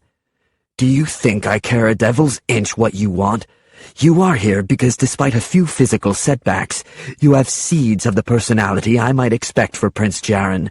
If we can weed out your bad manners and defiant nature, I suspect you could convince the nobles that you are him. If you weed those out, then there's nothing left of me, I said. you'd strip those away and find I'm as boring as Tobias or predictable as Rodin. Why don't you take their physical similarities to the prince and give them a personality? It was a rhetorical question. I didn't actually think either of them could adopt a personality. Prince Jaren was a fighter, Connor said. You've done nothing but fight since we met. And if you try to use me for this fraud, then I'll continue fighting, I said. You don't want a prince. You want a puppet. You've taken on this plan in secret. Why? Maybe you can't sit on the throne, but you plan to rule from behind it. Put Rodin on the throne. He'll happily let you guide his arms and feed him with the words he should say next. I won't. Lower your voice, Connor said. I have no intention of ruling. Of course, at the end of 2 weeks, none of you will know enough about ruling to take that on alone. I will be there, to guide you as an advisor, to protect you, and to guard our secret. When you are ready to rule alone, I will serve in any capacity you choose for me. Connor held out a hand to me. I'm offering to make you the sun of Carthia, brighter than the moon and stars combined, and you will take the throne, knowing that you have pulled your country back from the brink of war. How can you refuse this opportunity, Sage? Carthia is not my country, I said, reaching for the doors to leave. Frankly, I hope Avinia destroys it. 11. Mott was waiting alone on the other side of the doors. Obviously, he knew what would be discussed in there and had chased the other servants away. I stopped when I saw him, cringing a bit as I waited for him to clunk me over the head or commit some other act to force me back into Connor's dining room. There was no cowardice in my nervousness. His hits came without mercy, but he only nodded at me. You clean up well, for an orphan. I had help. Where were you going? I scratched an itch on my face. Didn't really think that through yet. Somewhere I can be alone. Mott apparently had no inclinations to leave me alone. He put an arm on my shoulder and steered me down the hallway. Come with me. We walked outside to a courtyard in the rear of Farthenwood, lined with torches that flickered in the breeze. On one wall were several swords. Each was different. One had a longer blade, another was thinner, another was jagged on one side. The tangs varied, from swords with a simple metal grip to ones wrapped in leather or crowned in jewels. One might appeal to a lifelong warrior, another to a mercenary. I suspected that one of these was supposed to appeal to a prince. Choose one, he said. How do I know the one that's right for me? It's the one that calls to you, Mott said. I reached for one with a medium-sized blade with a wide, fuller groove down the length. The hilt was wrapped in dark brown leather, and a circle of deep red rubies was set into the pommel. Almost as soon as I grabbed it, the sword fell from my grasp and landed on the ground. Mott darted forward and retrieved it, like I'd committed some sort of sin by dropping the sword. This is obviously too heavy for you, he said. Choose another one. It was heavier than it looked, but it's fine now, I said, lifting it with both hands. I chose it because it called to me. Why? I smiled. It has rubies on it. I could sell those for a lot of money. Try it, and I'll use this same sword to run you through as punishment. Have you ever held a sword before? Sure. I'd once held the sword of the Archduke of Montegrist after sneaking into a room where he was staying. I'd taken it, just to admire, of course, while he was asleep one night, but I hadn't held it for long before I was caught. My punishment was thorough, but it had been worth it just for a few minutes of holding a sword as fine as his. What's your training with a sword? Mott asked. I suspect not enough to make a fair match between you and me. Mott smiled. I heard what Connor said to you in the dining room. Despite what he describes as your limitations, you do have a chance to take the role of the prince. But you must learn and train and give yourself every advantage you can. Now raise your sword. He demonstrated, holding his sword upright, nearly parallel to his body, and tilted outward. Like this. This is first position. I followed him and moved my sword as he did. Like this? Get used to the feel of it in your hand. Swing it back and forth. Learn to control it, to balance it. I obeyed. Despite its weight, I liked the feel of the sword. I liked me with this sword in my hand. It stirred up memories of how I used to be, before the day-to-day survival that comes with living in an orphanage. Still in first position, Mott said, "This is where you begin any basic attack." "So I should avoid it then," I said. Mott raised an eyebrow. "Why is that?" "If it's that basic, then it's the first move everyone learns, which means everyone knows how to defend against that one." Mott shook his head. "It doesn't work that way. Sword fighting isn't a chess game where you make one move, then so does your opponent." I sighed. Obviously. Mott pulled a wooden sword off the wall, comparable to mine in length. "Let's test you then. See how you do for a beginner." "Should I use a wooden sword too?" That made Mott smile. "Even with a wooden sword, I can still do more damage to you than you'll do to me with that real one."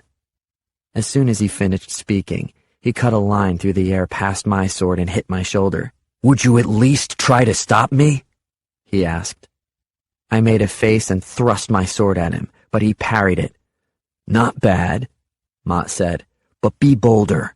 Prince Jaren was known for that." Sounds like he's dead, so whatever his boldness was with a sword, it obviously didn't save him. "Nobody could have survived so many pirates," Mott said. "Nobody on that ship did survive." "And they probably all had swords," I said, swiping at empty air when Mott took a step backward. "So training me with one is useless." "Relax your body," Mott said. "You're too tense." "Why me?" I asked, lowering my sword. "Why am I here?" "Why shouldn't you be? Tobias is smarter than me, and Roden is stronger. Apparently, I have only slight resemblance to what he feels a prince would look like today." Mott lowered his sword as well. "Tobias may be more educated than you, but I have no doubt you're cleverer. Roden is stronger, but a strong heart will always overcome a strong body." He smiled. "And as for the physical resemblance, it would help if you cut your hair and stood up straighter. I can't see your face half the time you're speaking. Now, raise your sword. Your problem is that you're trying to hit my sword. Hit me." "I'd hurt you." "This is a sword fight, Sage. That's the idea." I raised my sword and lunged at him. He stepped toward me and slid his sword up the inside of my blade, then rotated and pushed it down. My sword fell from my hand and clattered to the ground. "Pick it up," Mott said. After glaring at him for a moment, I picked it up, but I held it blade down, making it clear that I was finished with this lesson. He frowned at me. "I had you figured wrong. I thought you'd be more of a fighter." "Fighting for what? The privilege of getting myself killed one day like Eckbert's family?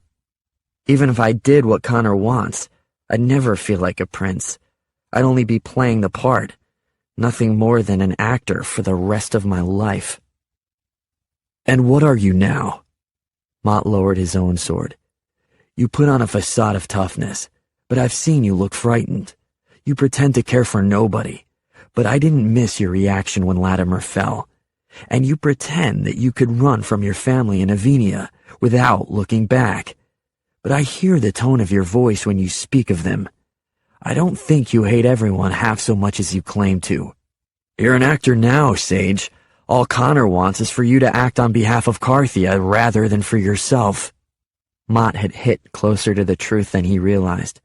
I didn't want to think about my fears, or about Latimer, or especially about my family. I handed him the sword and said, "Thanks for the lesson, but I'll never be a prince." "Interesting that you chose this sword, then," Mott said. "It's a replica of the one Prince Jaren once owned. If Connor can look at you and see a prince, then it's about time you did the same." 12. Mott escorted me back inside Farthenwood. It was clear that his orders were to see I was never left alone. He described to me in detail how the copy of Jaren's sword had been forged only off a drawing Connor's father once made from memory.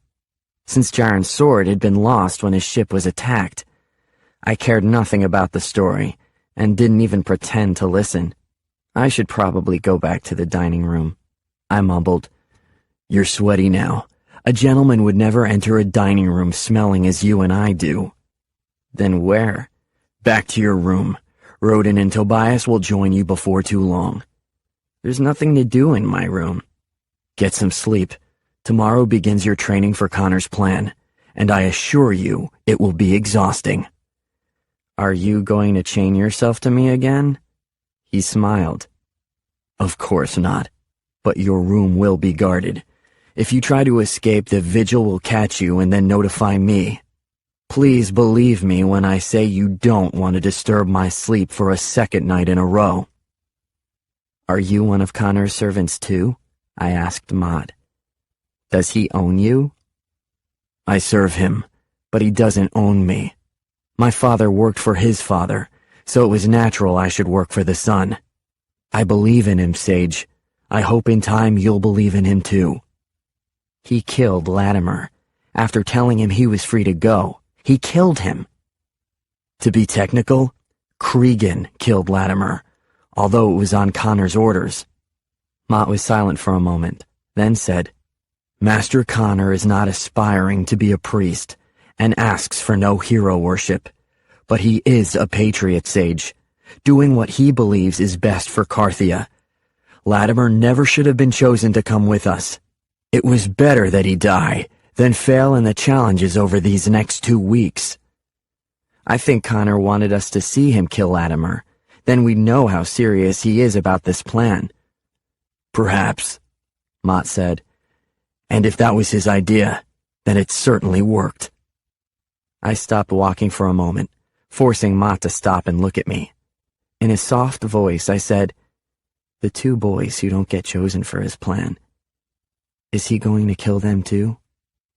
Mott put his hand on my shoulder and pressed me forward again. "He has to protect the secrecy of his plan.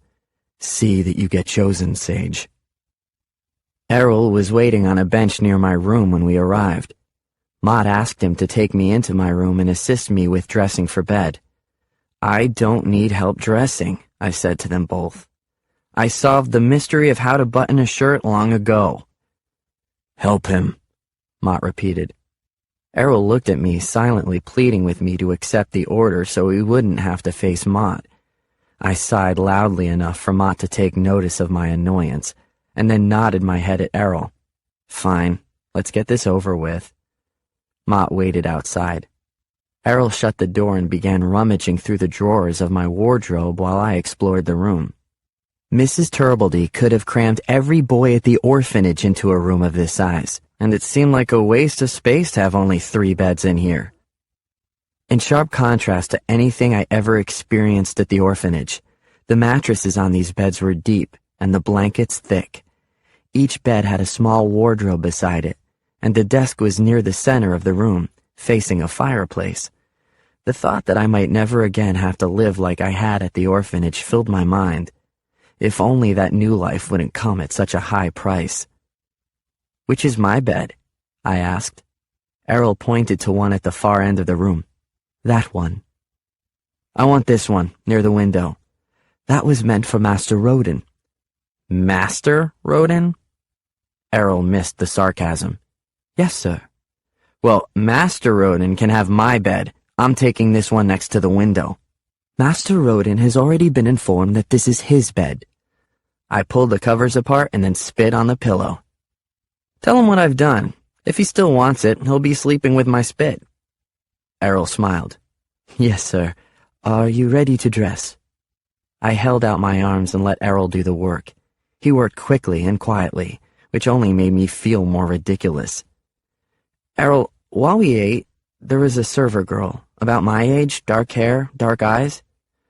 "Her name is Imogen, sir. She came to us a year ago." "How?" "Connor raised the rent on her family's home. They fell further and further into debt. Connor made an offer for Imogen to come work the debt off, though with the high rates on her family's home, she never will.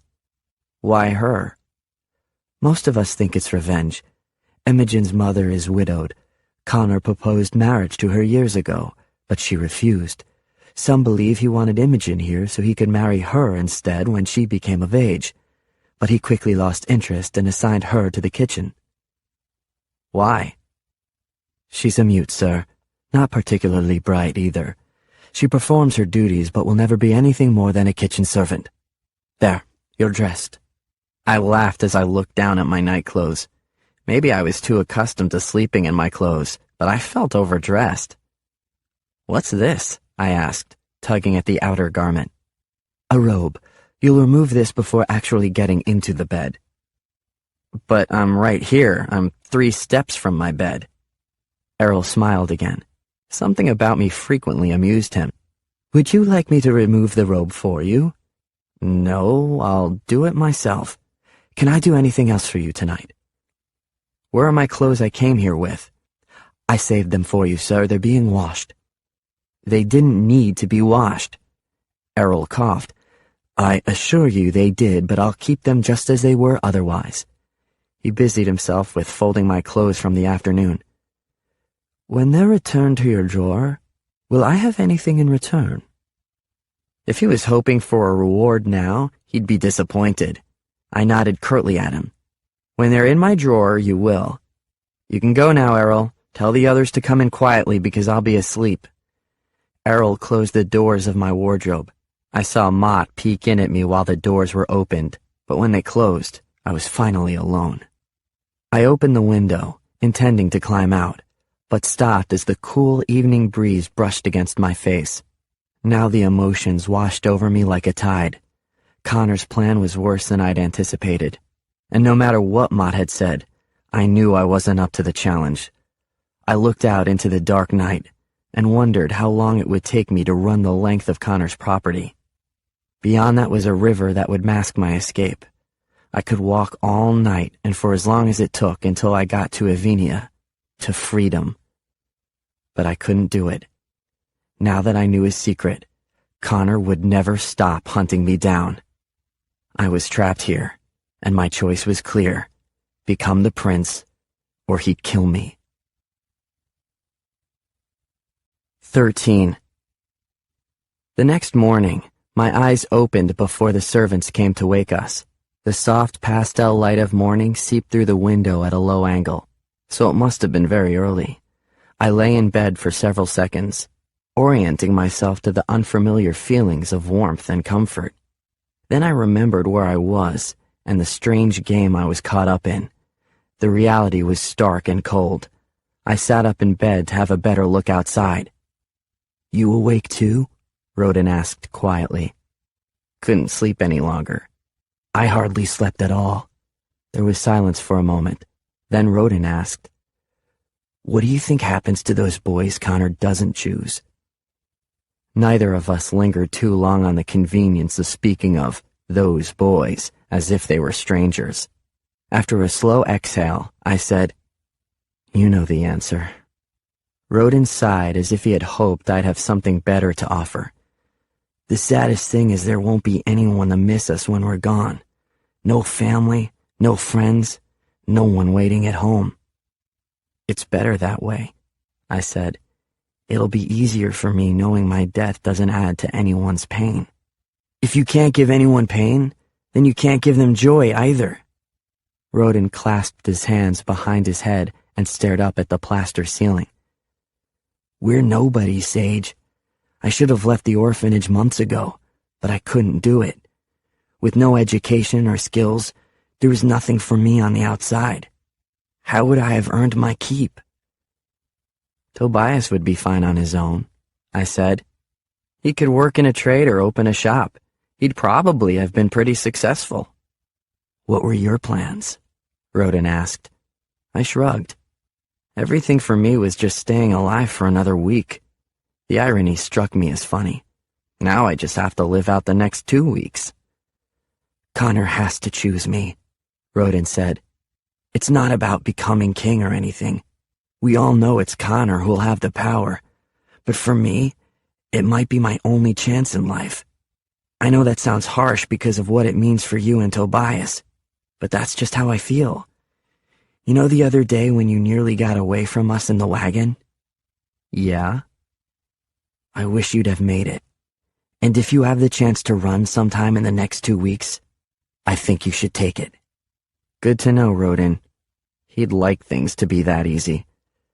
Why don't you two talk a little louder and maybe you can wake the entire estate? Tobias said with a groan. Hush, I said. Soon as they know we're awake, we'll get people in here. Tobias sat up on one arm.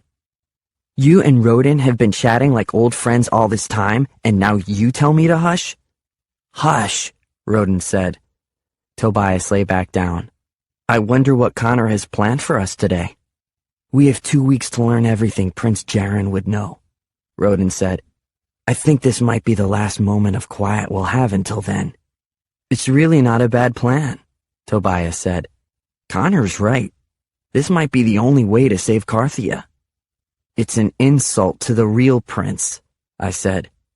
When this is discovered, and we all know that one day it will be, what we are doing here will be worse than treason. For a nobody orphan to pretend to be a prince? Who do we think we are? Calm down, Tobias said. Who says it will be discovered one day? Connor will be there at every step to guide us. He has to, because he'll hang too, if we're found out. None of us is a perfect fit to what the prince should look like now, I continued. Not to mention that 2 weeks isn't nearly enough time to learn everything he would know, whether Connor's there or not. If we three stick together, he can't force us to do this. But I want to do it. Tobias sat up and swung his feet out of bed.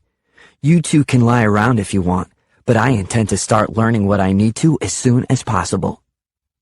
He surprised the servants in the hallway, who insisted they had been waiting for us, though their sleepy eyes said otherwise. Errol dug into the drawers of my wardrobe, stifling a yawn. You can go back to bed if you want, I told him. I'm fine here. You don't give the orders, Errol reminded me. Connor does. Your clothes will be more casual today to allow for the afternoon activities.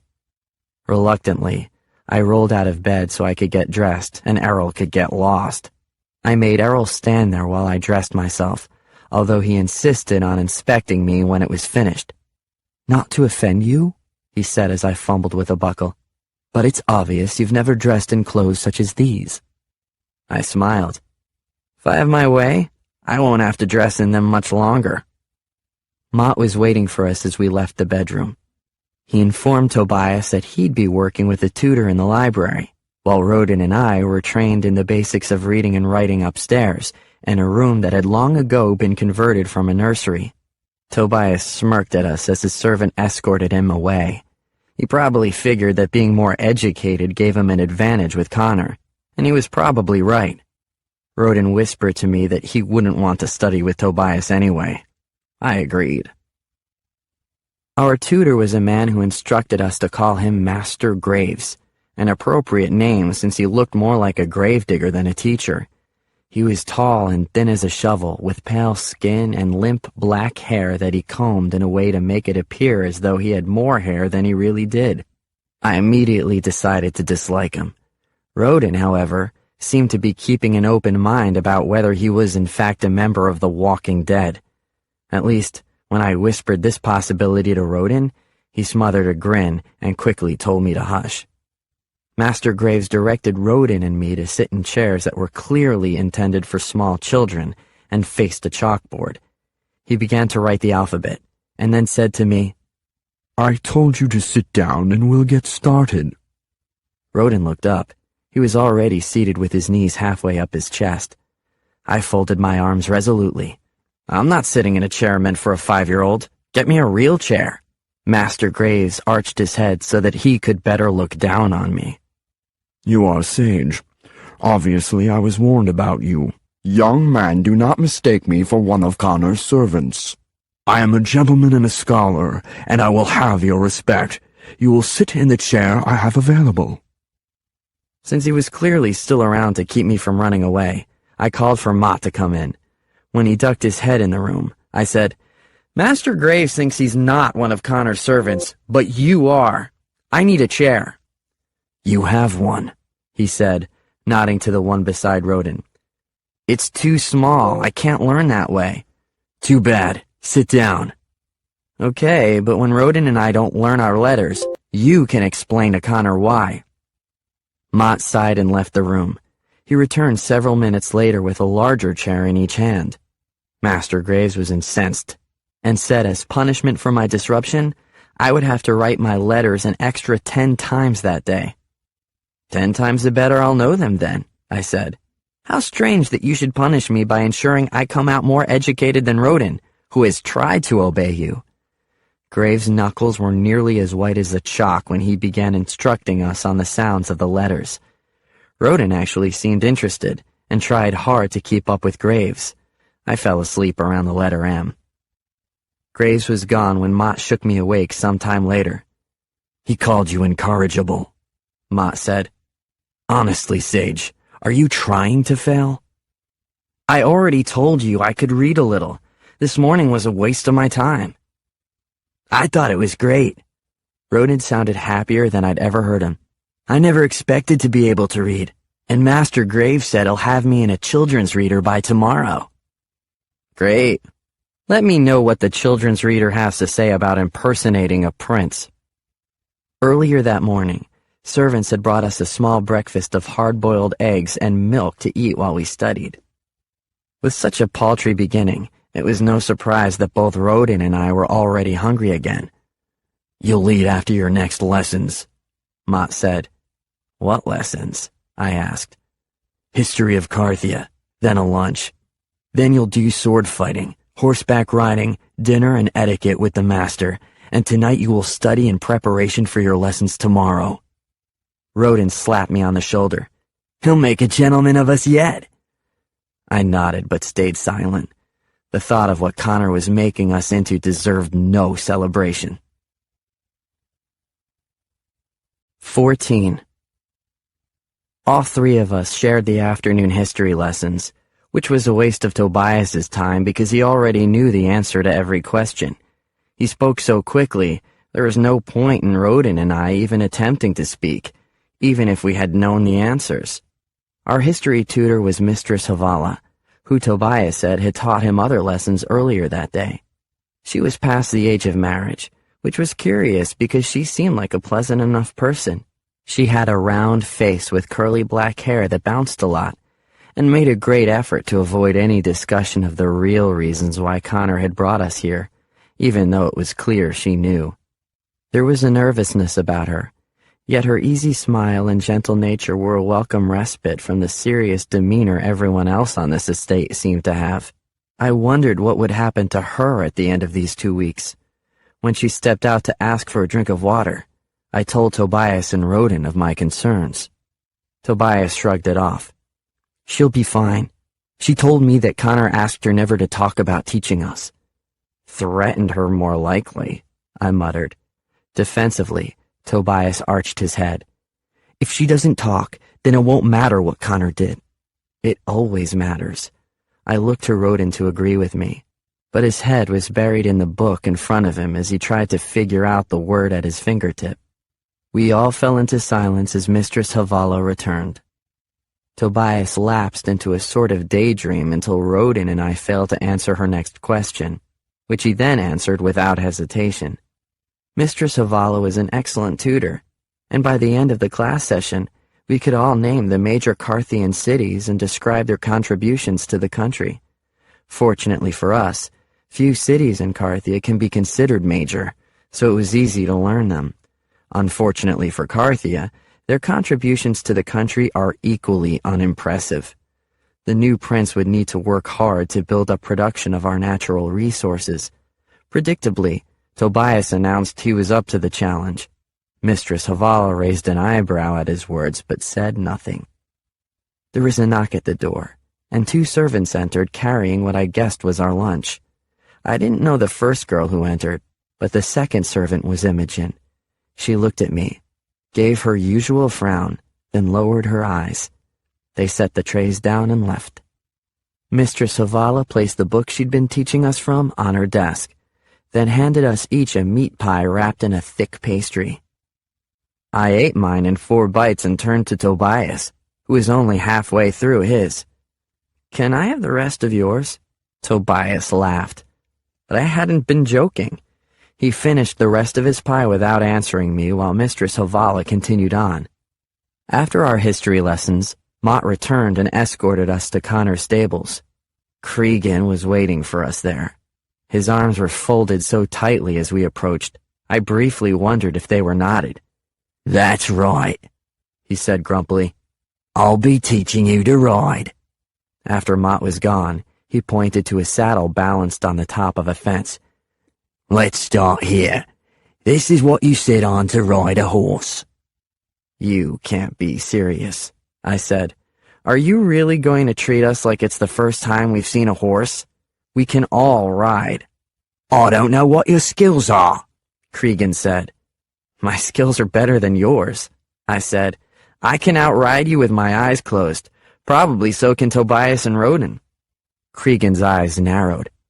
"Better than my skills? I'm not just a rider. I'm a trainer. I break wild horses, and I can break you." I ignored that last part and said, "I can ride anything you can ride." Cregan smiled. "You won't bait me so easily, boy." "Why not?" Tobias said. "If he says he can ride, why not test his skills?" Cregan stared at Tobias, then me, then said, "All right, wait here," and walked back into the stalls. "Thanks," I said to Tobias. Tobias glanced sideways at me. "I'm not on your side, Sage. Hopefully this will teach you a lesson." Our attention was diverted by a crashing sound in the stables. Slowly I shook my head and mumbled to Tobias, "You don't think he has an untrained horse in there, do you?" "Sounds like it," Tobias said. "Can you ride?" Roden asked me. "I've ridden before, is that the same thing?" "No," Tobias said flatly. "I can ride, but I'm not stupid enough to challenge Cregan to a wild horse." "Just apologize and tell Cregan you want lessons," Roden said. "And let everyone hold that over my head?" I asked. "I'll just ride the horse in a circle or two. It'll be fine." Cregan was practically laughing aloud as he escorted a horse outside the stables.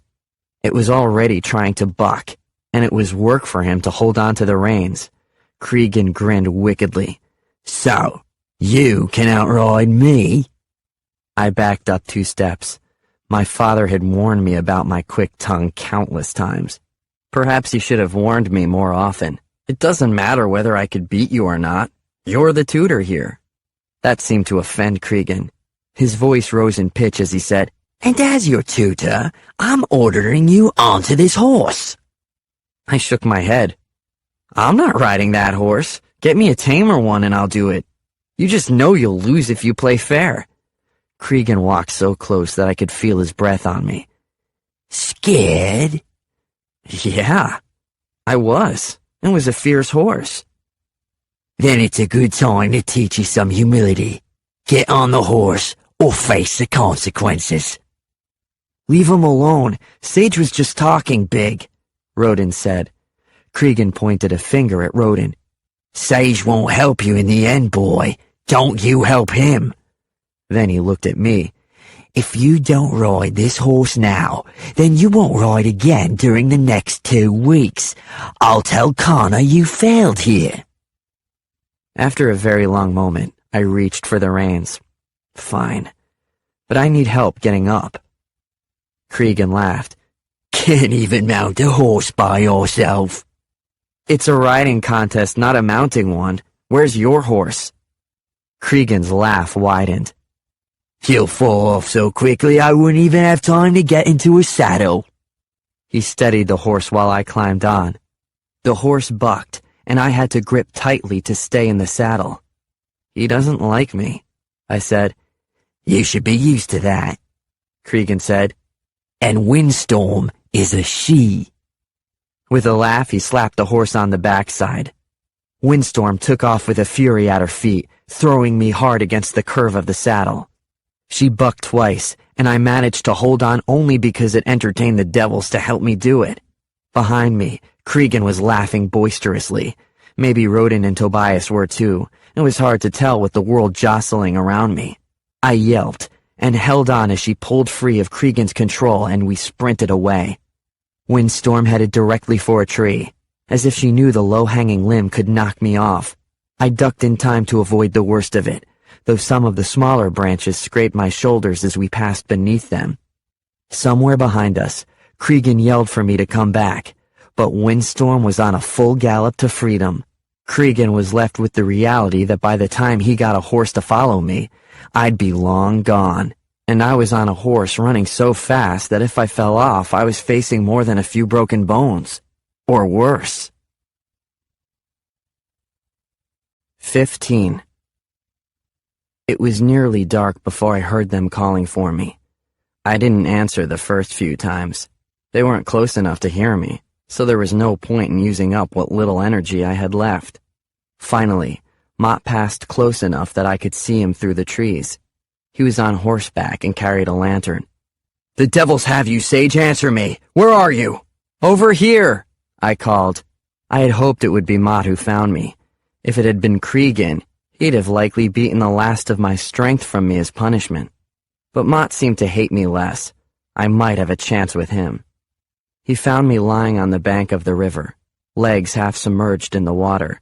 The water was cold and my legs had gone numb long ago, but numb was preferable to the ache I'd felt before. Mott cantered over and slid off his horse. "There you are," he said, sounding more relieved than angry. "How'd you get so far away?" Most of it was a blur in my mind, so I didn't bother answering. Mott crouched beside me. "I told Connor he's a fool to consider using you as his prince." "Princes ride in carriages, not on horseback," I said. "As it so happens, a prince will often ride on horseback." "Not with that horse." Mott grinned. "No, not that horse. Where is she?" "Long gone. I can't even tell you which direction." "Connor will be furious. He was going to have her broken soon. Are you hurt?" "I think bruises are the worst of it. She stopped to get a drink of water and I fell off." Mott chuckled. "You stayed on through the ride and fell off when she stopped? Cregan's going to laugh all night about that." I rolled the rest of the way out of the stream and pulled my legs up close to me. "Just tell him I stayed on through the ride, or he'll make lessons just as bad tomorrow."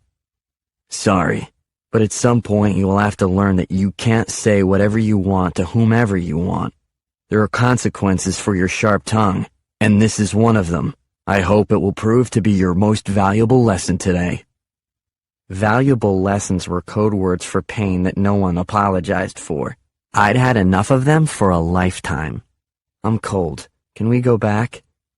"You've got a cut on your cheek." I brushed a finger over it, though in the darkness of the woods and with my dirty hand, it was hard to tell if there was any blood on it. It didn't feel wet. I think it stopped bleeding. "Connor won't like that. He doesn't want to present a prince at court who's got cuts and bruises all over him." "It'll heal by then." Mott extended an arm to help me onto the back of his horse. I stared at the ground for a moment and then looked up at him. "I need your help, Mott. Connor's never going to choose me just as I am." Mott took my hand and lifted me up. "Not as you are right now. Let's get you back and cleaned up." Did I miss sword fighting? "We canceled it to look for you." "What about dinner?" "They're eating right now." I can only imagine how Rodin and Tobias will talk about me to Connor. It'd be a miracle if they didn't talk him into hanging me at his earliest convenience. Mott began riding us back to the stables. The springtime night had cooled, and I shivered in my wet clothes. Mott must have felt sorry for me because he spent most of the ride instructing me on how to manage a wild horse. Unfortunately, I had other things on my mind, so I missed most of the lecture. Too bad, because what I did hear actually sounded interesting. Then Mott asked, "What's your interest in Imogen?" I shrugged. "Nothing. Why?" "She passed me a note earlier today asking me to stop you from looking at her, so I'll ask again. What's your interest?" "There's nothing," I insisted. "It's just that she seems so anxious all the time. Is she safe here? Mott hesitated a moment, then said, When the servants feel one of them has been singled out or favored, they tend to get jealous. That can become dangerous. I pondered that. So you're saying when I look at Imogen, it makes things worse for her? It could, yes. Which left a horrible feeling inside me. I'd only looked at her to understand the cause of her fear, when in fact the cause of her fear was me looking at her. As we neared the stables several minutes later, Mott said, We were in a debate over whether you really can ride. Oh? Connor said he thought you could. He figured you had goaded Cregan into letting you have a horse so you could ride to your freedom. We weren't sure we'd see you again after tonight. I chuckled lightly. Yeah, that would have been a good plan. So can you ride? Mott asked. Or are you really so stupid as to have gotten on a horse that was bucking like that? My soft laughter widened. Then I grabbed my chest. It hurts to laugh. I must have bruised a rib. If you want me to tell you I'm that stupid, I will. The evidence is there. Mott shook his head. You don't have to say it, Sage. But you do have to get yourself under control. These 2 weeks are going to pass fast, and you're far behind the others.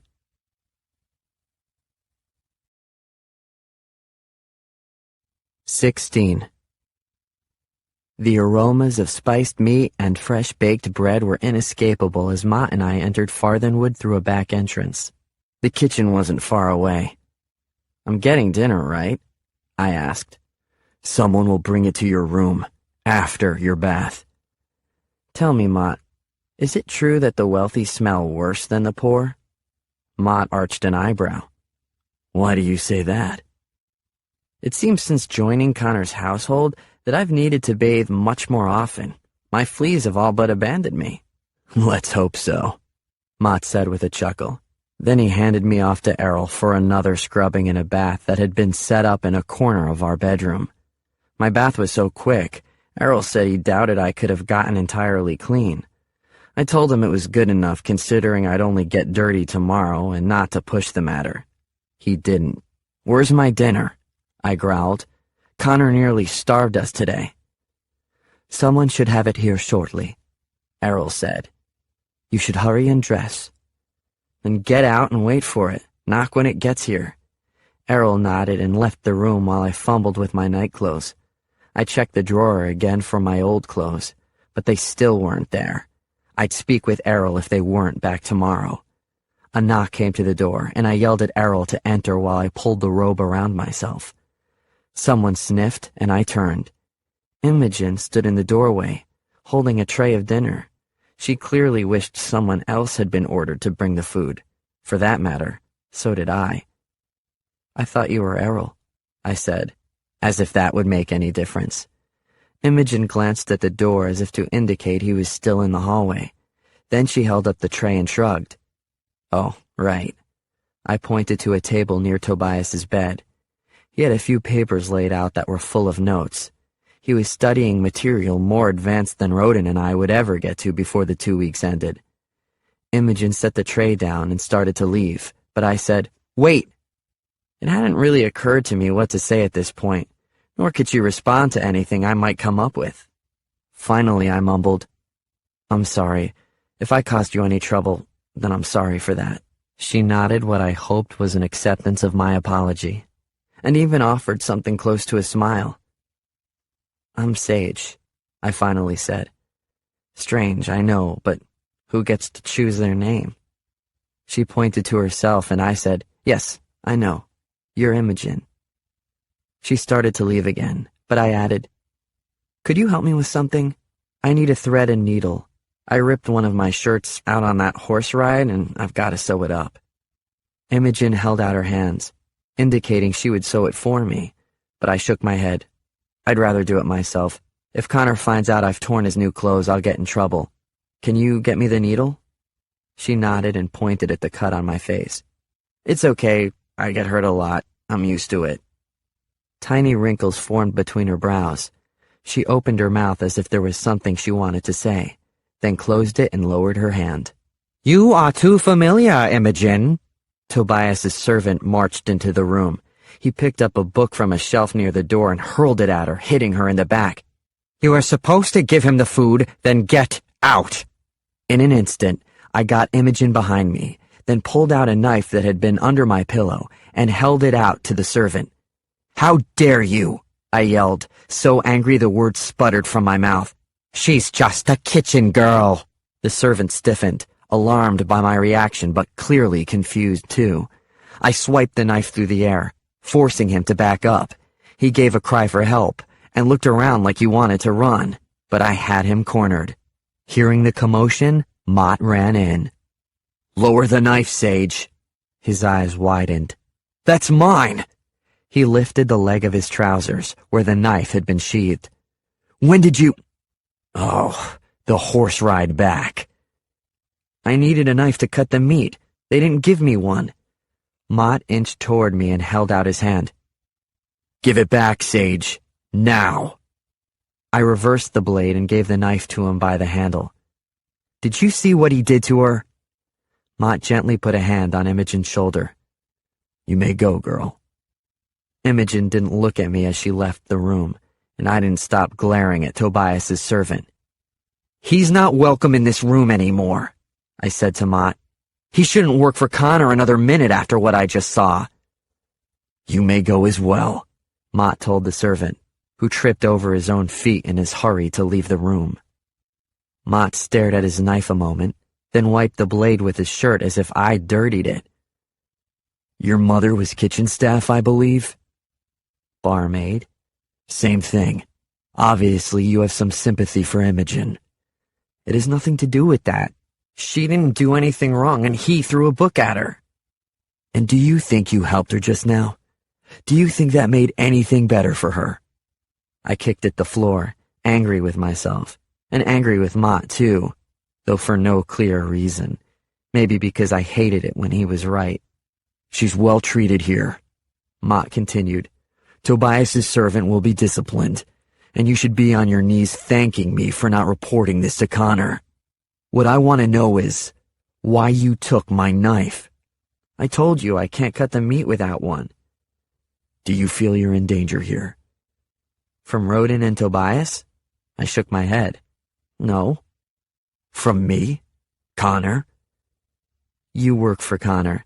If there's any danger from him, there's danger from you." Mott didn't disagree. He couldn't. He replaced his knife in the sheath strapped to his ankle, then pointed at the dinner. "Eat up, and get a good night's sleep. Tomorrow will be harder than today." "There's nothing to do up here but stare at Tobias's stack of books." "Try to read one. It could only help you." "I'd rather join the others. It's not fair that I'm kept up here while Roden and Tobias get to show off to Connor." "Connor is furious with you for losing a prize mare. Trust me when I say it's better that you stay up here tonight." It'd take a miracle for Connor to choose me as prince. Despite the truth of my words, I couldn't help but smile. "Yes," Mott agreed, and then added, "though I doubt even a miracle could save you now." 17. I was already in bed when Tobias and Roden came in. If they realized that I might be asleep, they spoke to me anyway. "We heard about the trick you pulled with Mott's knife," Roden said. "Connor wanted to give you a few lashes, but Mott said he handled it with you already." "Who's my dressing servant now?" Tobias asked. "Dress yourself," I muttered. "You've managed for your entire life until now." "Connor's made us into gentlemen," he said. "A gentleman would never stoop to dress himself."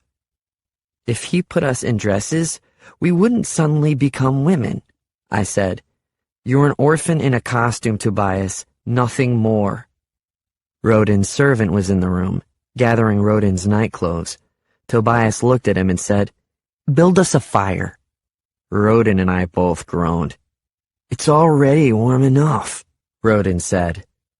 "Do you want to cook us in our beds tonight?" Tobias began gathering the papers on the desk near his bed. "I want to burn these." "Why?" I asked, propping myself up by my elbows. "What's on them?" "Notes I've made in studying to be the prince. I don't want you or Roden to read them and gain from my efforts." "Neither of us can read," Roden said. "It's chicken scratch on those pages as far as I'm concerned." "Sage can read a little," Tobias said. I yawned. "True, but you're an imbecile. If I wanted to learn about something important, you're the last person I'd come to for information."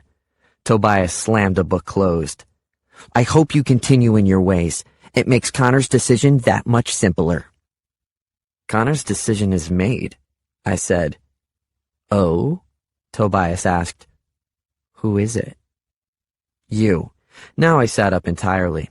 "You're the most willing to do anything he wants, the most pliable. He knows I'd be difficult to manage, and he can't be sure about Roden. But you're a puppet master's dream."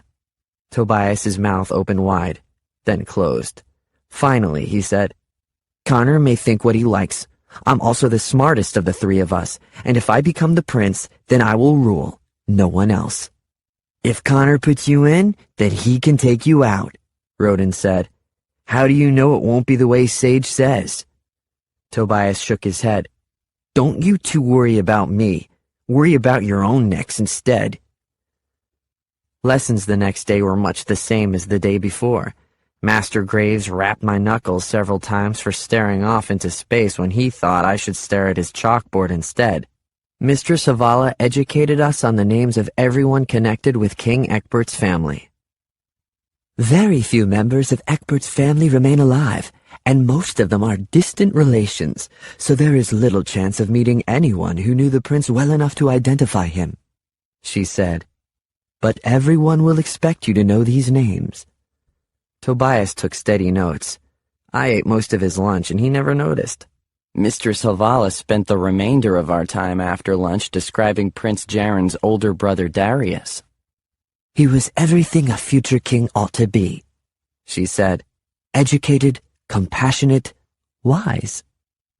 "That's what Carthia will expect from whichever of us is chosen, then," Tobias said. "We have to do better than just imitate Jaren. We have to exceed the people's expectations for Darius." "Leave it to you, and by the end of the week, the chosen prince will have to raise the dead, too," I scoffed. "None of us is going to exceed Darius." "You won't," Roden said. I had no comeback for him. My whole life was a testament to the truth of that fact. There's an old saying in Avenia that goes, "Just because it's calmer than a hailstorm doesn't mean it's calm." Several times during our horseback lessons later that day, that thought ran through my mind. The tension in the air was thick and tangible. Cregan and I quickly settled into a truce of not speaking. Or rather, I wasn't speaking to him. He had plenty to say to me. "Can't blame me for you losing Windstorm," he said. "You get to say whatever you want to me, challenge my authority here, and I take the blame? You think you're a fine gentleman now, so you can look down on me? Well, you're still the pathetic orphan, Sage. You smelled like a pig when you came in here, and no matter what sense they add to your bathwater, you always will." I gritted my teeth and reminded myself that in all fairness, I probably had smelled pretty bad before.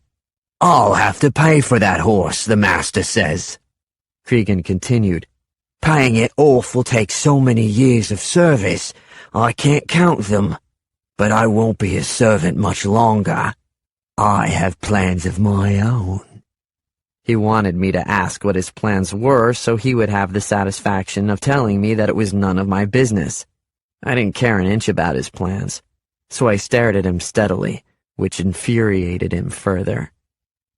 "From now on, any horse you ride will be tethered to mine, and you will get the calmest, least excitable horse in the stables. You won't be able to get it to do anything I don't want it to do." "Wait," Tobias said.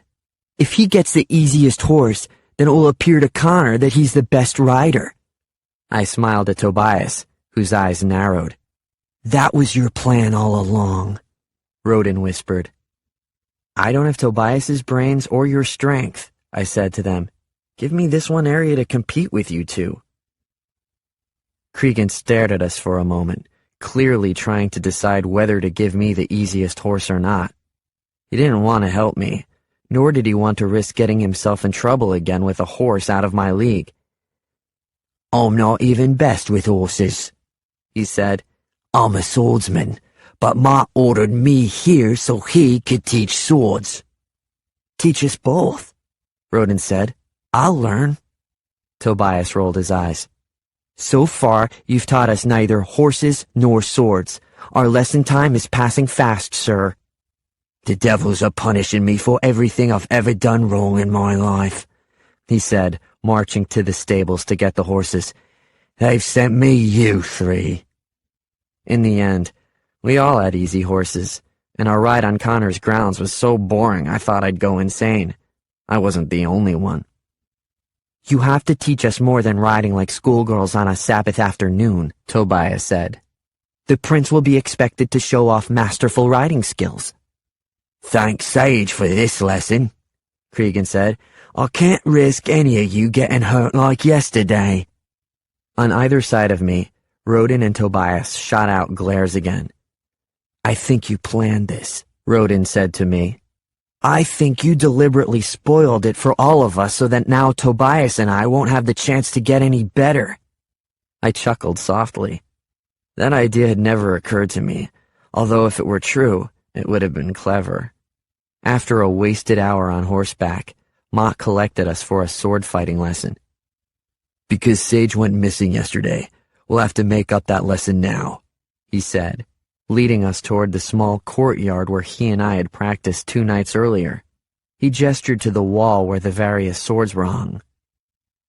"By the end of these 2 weeks, we'll have you dueling with these swords, but for now, you get wooden ones." I folded my arms. "Where's the prince's sword?" Mott turned to look. Sure enough, Jaren's sword was missing. "The prince's sword was here?" Tobias asked. "Just a copy of it," I said. Mott glared at me as if personally insulted by my words, but he shouldn't have. I had been perfectly accurate. "How did you know about the sword?" Rodin asked me. "Mott and I practiced here the other night." Rodin and Tobias reacted with open mouths and narrowed eyes, exactly as I knew they would, but they didn't have much time to protest. "Connor will want to know of this," Mott said, ignoring their whines. "Follow me." We found Connor in his office, poring over a thick and dusty book. Mott spoke to him privately for a moment, then had us all come into the room and stand in front of Connor's desk. Connor's office was lined with shelves full of books, and the occasional bust or trinket. Near the back of the room, he had a massive desk that faced the door and 2 comfortable chairs that faced the desk. It made me wonder if he had a business through which he earned his own money, or whether his was the kind of wealth passed from father to son through the generations. I suspected the latter was true. Connor sat with his hands folded together. "This was no ordinary sword, boys. It was nearly an exact replica of Prince Jaren's sword before he was lost. It was last seen around his waist at supper the night before he boarded the ship that ultimately carried him to his doom. Now, you may think by stealing it you have given yourself an advantage. Perhaps you believe you can use the sword to shore up your claims of being the prince when you are presented at court. But that is futile because, as I said, it's not an exact replica. Anyone with a practiced eye will easily know it's a copy. Perhaps you have stolen it to give yourself an advantage in sword fighting. Again, this is futile. Any of you may practice with Mott as often as you'd like to become as skilled as you'd like, and if you stole it so that the other 2 boys couldn't practice with it, then remember that there are several other swords still available for practice. Now I want a confession. Who took it?" All 3 of us remained silent. Connor couldn't possibly believe that the thief would confess. None of us was that stupid. "Sage must have taken it, sir," Tobias said. "Why is that?" Connor asked. "He's the only one who's already handled the sword." "Which is evidence of nothing," Connor said. "It was there while the boys were in horseback lessons yesterday," Mott said. "We know where Sage was at that time, and all of the boys have been supervised since then." Where were you and Rodin during that time? Connor asked Tobias. Tobias hesitated. After Sage ran off on Windstorm, Cregan was going to follow him.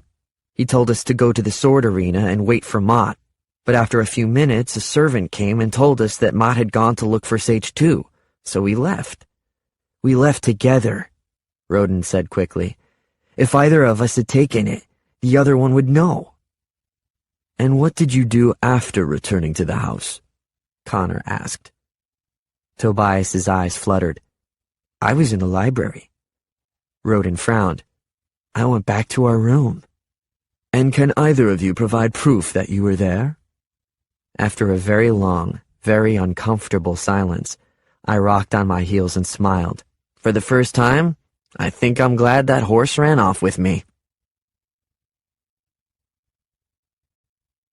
The False Prince, Disc 3. 18. After being dismissed from Connor's office, Mott walked us back to the courtyard to continue with swordsmanship lessons. Tense feelings of vengeance and silent accusation hung in the air between Rodin, Tobias, and me.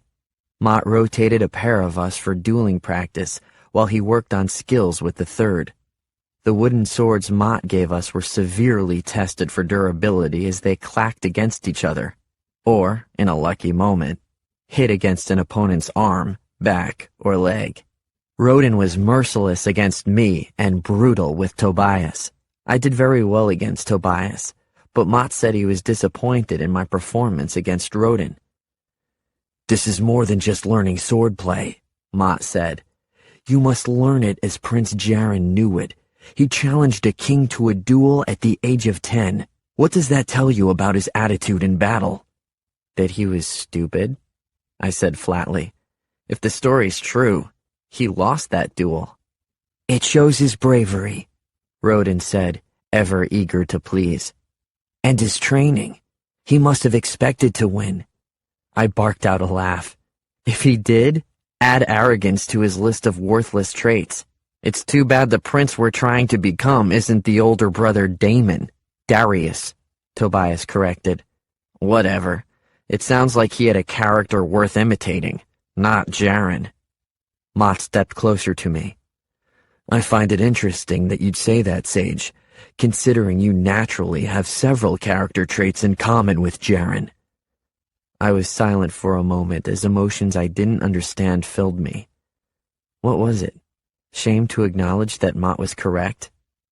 Was I as foolhardy as Jaren seemed to have been? Or was something telling me not to try for the crown? Perhaps in having fewer of Jaren's character flaws, Rodin or Tobias would make a better king. Mott seemed to be waiting for me to say something, so without knowing whether I was correct or not, I shrugged and said, Jaren was a child when he challenged that king to a duel. Perhaps he learned his lesson and would make wiser choices today. Mott frowned. I never thought Jaren's challenge was a sign of weakness. I'm sorry that you do. Now let's continue. Mott paired me with Rodin for another round while he worked with Tobias. I held my own until Rodin got me backed into a corner. I lowered my sword to end the duel, but Rodin took the opportunity to strike a hard blow at my chest. I reeled backward, then dropped my sword and lunged at him. One solid punch from me would teach him a much-needed lesson about sportsmanship. Mott pulled me off of him and yelled, Bad form, Rodin.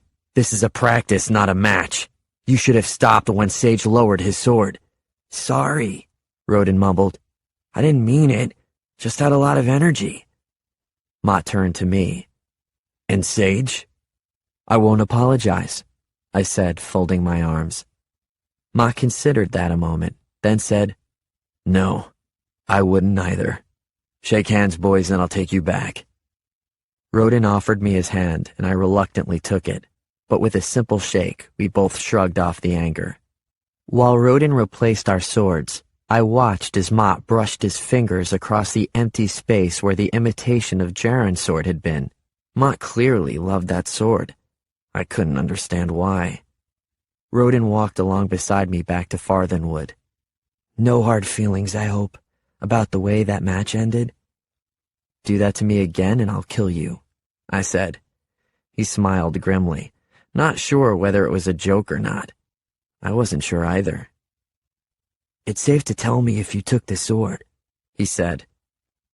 Not a bad way of changing the subject, so I played along. "A secret that is safe between you, me, and Master Connor," I said with a wry sideward glance.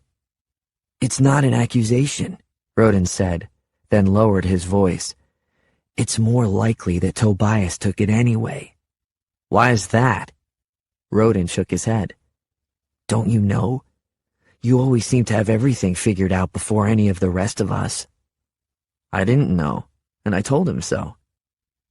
"You know how bad he is with the sword. I was obviously the best out there, and you're not great, but you're better than he is." I smiled. If that were true, I wouldn't have so many bruises.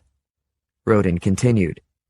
"Tobias needs the sword to help him look more like the prince." Tobias would look foolish wearing a sword at his side that he can't even use properly. So what do you propose? "I hope Connor chooses me," Roden said. "But if he doesn't, then I hope he chooses you, not Tobias. For Carthia's sake, I wouldn't want him as prince, whether Connor is behind the throne or not. If you and I band together, we can sabotage him." Then what happens when it's down to you and me? Will you sabotage me as well? Roden looked down at the trail. "I might, and I know you might sabotage me too." "How did we get to this place?" I asked, fully aware there was no answer. "No matter what we do, the devils have us." Roden playfully knocked me in the side with his shoulder. "The devils had you long ago, Sage." Tobias had gotten quite a ways ahead of us by this point. He turned and called, "Hurry up, you two! I won't be late for dinner because of your slacking." Dinner with Connor was uncomfortable at best. Tobias and Roden were seated at his right and left. As a sign of his displeasure with me, I was in the third position, farthest away. I picked up my dishes and reset them at the far end of the table so that I'd directly face Connor. "Why'd you do that?" Connor asked. "We can't see each other where I was at," I said. "This makes more sense." "Maybe I have no wish to see you," Connor said. "Well, if that were true, you'd have had Mott keep me in my room."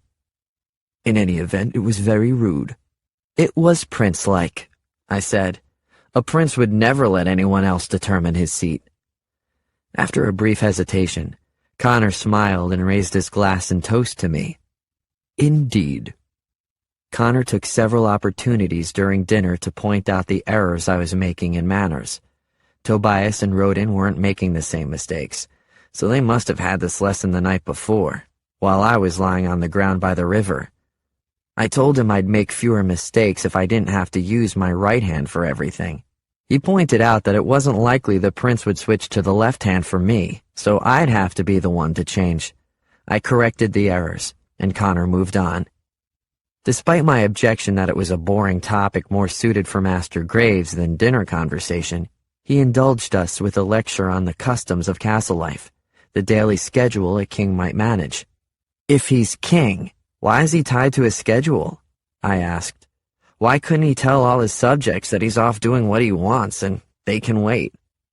"He could," Connor said, "but his primary responsibility is to his country, not to himself.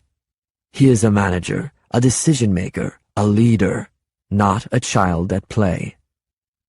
"But if one of us takes the throne, you'd do most of that for us, wouldn't you?" Connor shook his head. "I'll be there to help you function in your role. I'll be a counselor, a guide, but you will be king." Connor went quiet while Imogen and two other servants brought in the next course of our meal. She served Roden instead of me and didn't look at any of us. When she turned, I got a glimpse of a dark bruise over her left cheek. She'd been wearing her hair to hide it, but when she bent over, the bruise was obvious. "Where'd you get that?" I asked her. She glanced up at me, then quickly looked down, so I turned to Connor. "Where'd she get that bruise?" He waved his hand non-committally. "She has a reputation for clumsiness, I expect she ran into a cupboard door or a wall. Isn't that right, Imogen?" Imogen looked from Connor to me, then back at Connor and nodded. Nobody in that room could have missed the fear in her eyes. "Somebody did that to her," I said. "Nonsense," Connor said. "Imogen, if somebody hurt you, you'd tell me, wouldn't you?" He laughed at his own joke. Obviously, Imogen could not have told him. And I suspected even if she could, she still wouldn't have dared. "We have business," Connor said to all of the servants in the room. "You may all go." When they left, Connor said, "You seem very interested in that girl's affairs, Sage."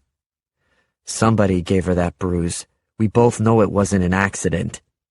"She's a servant girl beneath your station now. Let those in her circles look after her interests." "Those in her circles probably caused it." Connor brushed off my statement with an empty promise to look into the matter, then said, "Forget the servant girl and remember why you're here. Did you know the prince is already engaged to be married?" That had Rodin's attention. "Already? To who?" "To whom, Rodin?" "The betrothed Princess Amarinda of Bultane was chosen at her birth for the Crown Prince Darius. She is the niece of the King of Weimar, and an alliance between Ecbert's home and hers is necessary for continued peace in Carthia.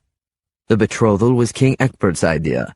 His wife, Queen Erin, was from an inconsequential border town in southern Carthia, unknown in any social circles of the upper class. He was expected to choose from amongst the noblemen's daughters, so there was a great controversy when he married. Even today, little is known about her life before the marriage.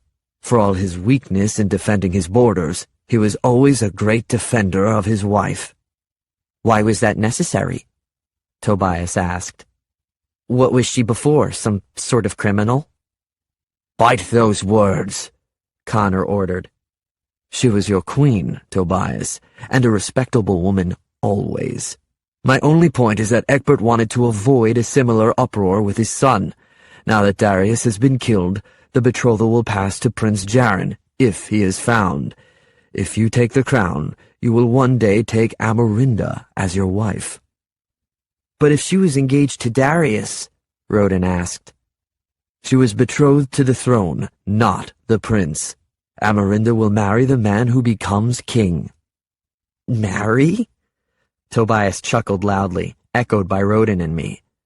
"Not until you're older, of course," Connor said. "But when the time comes, she will be yours." "What does she look like?" I asked. Connor raised an eyebrow, and I added, "Seems to me a girl whose marriage is guaranteed might not need to take care of her looks as much as one who has yet to catch a man's eye." "You shall see for yourself," Connor said. "I've invited her to dinner at the end of this week." "But if she sees us," Tobias said. "You three will be in disguise as servants amongst my staff. She is a betrothed princess and will hardly deign to look at any of you, but I want you to see her, to gain an understanding of her mannerisms and style. It will help you after you take the throne." "So, what is she like?" Rodin asked. "I'll have you judge that for yourselves, but I suspect she will appeal to you boys, and make our contest that much more interesting." Rodin and Tobias perked up at the prospect of seeing her, but I only slumped back in my chair. Connor had collected another victim in this hideous game, and the princess would never even know it. 19. Back in our rooms that night, Rodin went straight to bed. Tobias was at his desk reading another book. I lay on my bed, staring out the window. Tucked beneath my pillow was a spool of thread, a needle, and a small pair of sewing shears. I did have a tear in a shirt from the horse ride, but I wasn't going to repair it. When I had enough privacy, I planned to cut the shirt up and sew a few pockets into the linings of my clothes. The vest I wore in the daytime had only one useless pocket on the outside. I needed a way to hide items inside my clothes where nobody would think to look. After verifying the sewing items were well hidden, I sat up and stared out the window near my bed. I pulled a garland from my vest pocket, stolen from Connor's pocket after dinner, and absent-mindedly let it roll over my knuckles. When it reached my pinky finger, I carried it with my thumb back to my forefinger. "Nice trick," Tobias said. "It helps me think." "What are you thinking about?" "Ways to get you to stop talking to me?" Tobias wasn't fazed. "While I have candlelight in this room, you can't possibly see outside. What are you staring at?" "Nothing. This is what you do during lessons as well. Are you lost in your daydreams?" "Dreaming of what my life might have been like if I'd made other decisions." Tobias set his book down flat on the table. "Like what?" "If I'd stayed with my family." "Then you'd have become a drunken musician like your father was." "Probably, but I wouldn't be here." I turned back to him. "Are you content with the choices you've made?" "I never made any choices," Tobias said. "After my parents died, I was told to live with my grandmother, so I did. After she died, I was told to go to the orphanage, so I did. Then I was told to come here, so I did. And when Connor tells you what you'll do as king, you will." "No!" Tobias took a deep breath, picked up his book again, and then in a calmer voice added, "I have a plan. I know what I'll do after I'm crowned." I went back to looking out the window. "I hope it works for you." "It will. I've worked out every detail." "Stop staring out that window!" "Why does it matter to you?" "Because it's pointless when I know you can't see outside. Perhaps you're using it as a mirror to admire yourself." Then Tobias looked down at his papers and suddenly gathered them all together in a pile.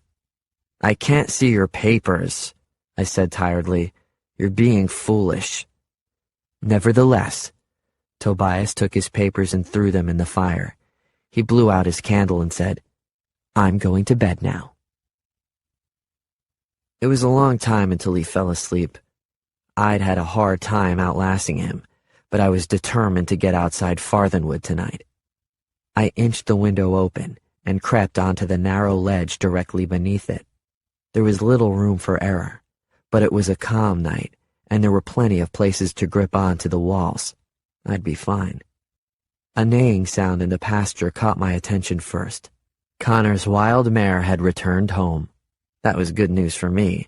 It would diminish any sting in Connor's anger toward me for having lost her. It was good news for Cregan as well. Time off from his sentence of service to Connor.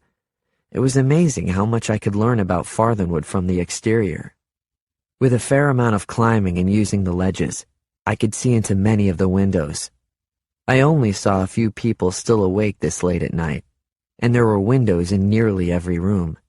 The more favored servants' quarters were on the main floor in the corners of the house. A few of the windows were covered in curtains. The rooms with curtain windows likely belonged to Imogen and other female servants, but I never tried to see into them. The idea of being caught staring into a room of sleeping women was not a pleasant one. They'd mark me as a peeping Tom, with no idea that it was the farthest thought from my mind. The center of the main floor was living space such as Connor's office, the library, the music room, a dance hall, and the dining room. The kitchen and other servant areas were in the back. Bedrooms were on the upper floor. Connor's room was on the opposite side of the house from ours. There were other rooms between them, few of which interested me. I wasn't sure yet how to get onto the top floor of Farthenwood, which was only a third of the area of the other floors. The nursery schoolroom where Rodin and I took lessons was up there, but I wasn't sure of what else.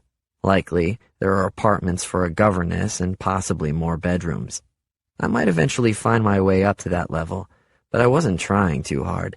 It didn't seem that anything interesting was up there. I shinnied down a drain pipe to reach solid ground, always a nice feeling, and set about exploring the grounds.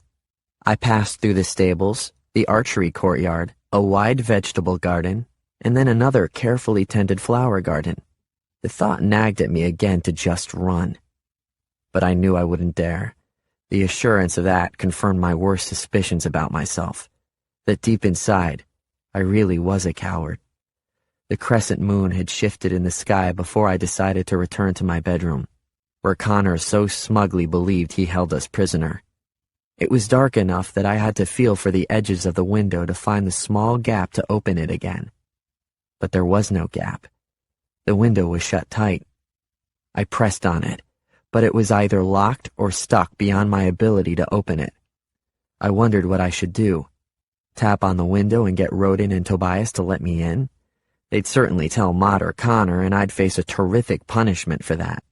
As it turned out, I didn't have that decision to make. Tobias sat up in bed and looked directly at me. Then a wicked smile spread across his face. He arched his eyebrows, as if asking what I intended to do about this problem. I held out both hands, then pointed to the window. He shook his head slowly, then rolled over and lay back down again. I looked at Rodin, but if he was awake, I couldn't tell. He wasn't facing me and wasn't moving, except for a slow rise and fall of his body. I wondered if he was a part of Tobias's trick. Rodin and I had agreed to sabotage Tobias. Maybe Rodin also made an agreement with Tobias to sabotage me. If so, it would leave him free of both of us as threats. It would be a clever plan, and I almost regretted that I had not thought of it. I leaned my head against the stone wall of Farthenwood and balanced my feet on the narrow ledge. It wouldn't be long before the morning servants would awaken to begin preparing the house for a daytime routine. I was running out of time. 20. A few of the servants' windows were open, but it didn't seem like a good idea to go through any of them. Too many people, most of whom would be waking up soon. Besides, then I'd have to get all the way upstairs and past Mott or whoever stood guard outside our room at night, all without being seen. Connor's window was slightly open. That would at least get me on the right floor. Then I could keep watch and hope for a sleeping servant guarding my door, or an easily distracted one. As risky as it was to use his room, it was my best choice. Maybe my only choice. Connor had a small balcony outside his room. The door was bolted shut to keep it from blowing open during a wind gust, but the window beside the balcony was open enough to let a slight breeze through. The window gave easily when I pressed on it. It was much larger than the window by my bed, so there was no difficulty in sliding my body into his room. I stood still for a very long time to be sure of the rhythm of his sleep, the depth of his breaths and their cycle. He snored softly, which I appreciated because it gave me some cover for any sound I might make. His wide canopy bed was draped in so much fabric, it was difficult to see his body. The sounds of his snoring would have to be enough to assure me I was safe. Back in Mrs. Turbledy's orphanage, I'd spent more nights than days roaming through the rooms. I knew how to test for a floor squeak before placing my weight on it. I knew how to open a door, a closet, or a drawer so that it didn't create a sense of movement in the room. And I knew how to stay invisible.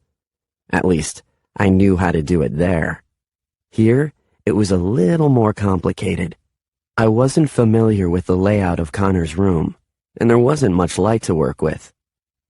Connor's room was larger than our bedroom, ridiculously large for only one man, but he was the master here, so if this was the room he wanted, it was his. On one end of the room, to my left, was his bed and several large wardrobes along the far wall for his many fine clothes. Near me was a cushioned chair where he could look out over the balcony onto the back lawn while he sipped a morning tea. To my right were rows of shelves filled with books. He had so many more in his office below that I couldn't help but wonder if he'd actually read all these books, or were they merely for show? Probably he'd read them. Connor was a thorough man. I was briefly curious about the titles, about what books he studied. Then Connor mumbled something unintelligible in his sleep and rolled over. It was time to go. The door into the hallway was shut tight. One of the problems that concerned me was not knowing what I'd find on the other side. Was his room guarded or waited on by a night servant? A nobleman's often is, but I wouldn't know until I opened the door, and there was a stiff penalty for guessing wrong. Then in the moonlight, something caught my eye, hinting at a possibility I'd suspected, but not yet proved. The fringe on a hanging tapestry was pinched between walls. Connor had told us earlier that he knew all the secrets to Farthenwood. I hoped this was what he had meant. Either the interior walls were uncommonly thick, or Farthenwood had secret passageways. I took my time crossing the floor of Connor's bedroom. Wood floors are notorious for their creaks, and I didn't want to cause the creak that woke him. Once I reached the wall, finding the way to open the door into the passageway was remarkably easy. 3 finger holes were carved into the wall, but hidden by the border of the tapestry. I opened the door to the passage as slowly as possible, and no wider than necessary. In a bind, I can get through small spaces. This was a very big bind, and I allowed myself only a very small space to enter. Once inside, I saw that the passage was barely lit with oil lamps set in sconces and spaced far enough apart that a person could make his way through. It was narrow and poorly marked for any exit points, except for a small handle on the wall that released the hidden door to open. I took a few wrong turns, entering other guest rooms that were fortunately empty. When I came to our room, I immediately saw why Connor had chosen to put us here. There was a small hole at the base of the wall that I'd previously mistaken for a mouse hole. It was no such thing. Connor had given us a room where, if he wanted to, he could listen to our conversations. Connor still used the tunnels, or one of his surrogates did. That's why oil lamps were kept burning all the time. I would have to use great caution if I chose to return here. I silently pressed open the secret door, letting myself back into our room. Tobias and Roden were both asleep in their beds. I watched each of them for a while, wondering if in different circumstances any of us might have become friends. Then I shook it off. It had been a long time since I dared call anyone a friend. The concept was only theoretical to me now. Tobias woke up early that morning to find me sound asleep in my bed, and nobody the wiser. He stared at me open-mouthed when I finally woke up, until I rolled over to fall asleep again. Tobias never asked me the story of how I got back into our room, and I never offered it. 21. Errol entered my room that morning with the clothes I'd worn when Connor first brought me here. "Finally," I said. "Why the delay?" Errol hesitated, finally deciding that instead of answering, he'd ask whether I had any reward for him. "I don't know what you're talking about," I said lightly. "But if you're ever in the library, there's a small bump in the pages of Connor's family history. You might straighten it out." Errol grinned. "No offense, sir, but all 3 of you came in here empty-handed. It might be wise for me to ask where that coin came from." I shook my head. "The truth is, Errol, that it would not be wise at all. Thanks for returning my clothes. Now get out and leave me alone." "I can put those clothes away, sir." "So can I. Close the door behind you." When he left, I unfolded the clothes to inspect them. They'd been washed, and a rip in the side of my shirt was mended, but otherwise they seemed the same as before. These were so much more like me. I didn't belong in the silks and fine weaves Connor costumed us in. They weren't comfortable. I didn't feel like a gentleman while wearing them, and certainly not like a prince. I felt like a fraud, which in the truest definition of the word, I was. Before folding the trousers, I checked the pockets. My eyes widened and I yelled for Errol to come back into the room. "I had something in this pocket," I said. "Where is it?" Errol shook his head, but he clearly knew the answer. "You had nothing of value in there, sir." I moved closer to him, and his face paled. "Did you throw it out then?" In almost a whisper, Errol said, "Connor heard you wanted these back. He insisted on inspecting them before they were returned to you. If anything is missing, sir, you should ask him." Minutes later, I stormed into Connor's small dining room, slamming the door against the wall. "Where's my gold?" "Where's Mott?" Connor asked. "He should have escorted you." "He doesn't know I left. Where is it?" "I can't imagine what you're talking about. Now come, sit, and have some breakfast." He gestured to a seat near Roden and Tobias, who were both staring at me as if I'd gone completely insane. I had no intention of sitting. "The gold, in the pockets of the clothes I wore before coming here. You took it." "That's what this is about." Connor laughed. Stupid boy. That rock you carried wasn't gold. Yes, it is, and it's mine. Connor shook his head. It's imitator's gold, Sage. You probably bought it from a swindler in the marketplace. It was a gift, and it's real. I want it back. No. Connor folded his hands together. You're training to become a prince, even a king. A king wouldn't carry imitator's gold in his pocket. Study hard to become royalty, and I'll see that you carry real gold wherever you go. We're all imitators here. So if you're right about the gold, then there's no more appropriate thing for me to carry than that rock. Where is it? It's mine now, Connor said. I'm sure I'll find a useful purpose for it one day. Maybe as a skipping stone in the nearby river. Now please sit down. We were about to discuss the royal lineage. You discuss it, I said. I've got better things to do. And I stormed out. I didn't make it to the reading or history lessons that morning. Tobias, Rodin, and I were on our way out to the stables that afternoon when Mott and Cregan strode toward us. I was eating an apple swipe from the kitchen, but from the expressions on their faces, I didn't think I'd get to finish it.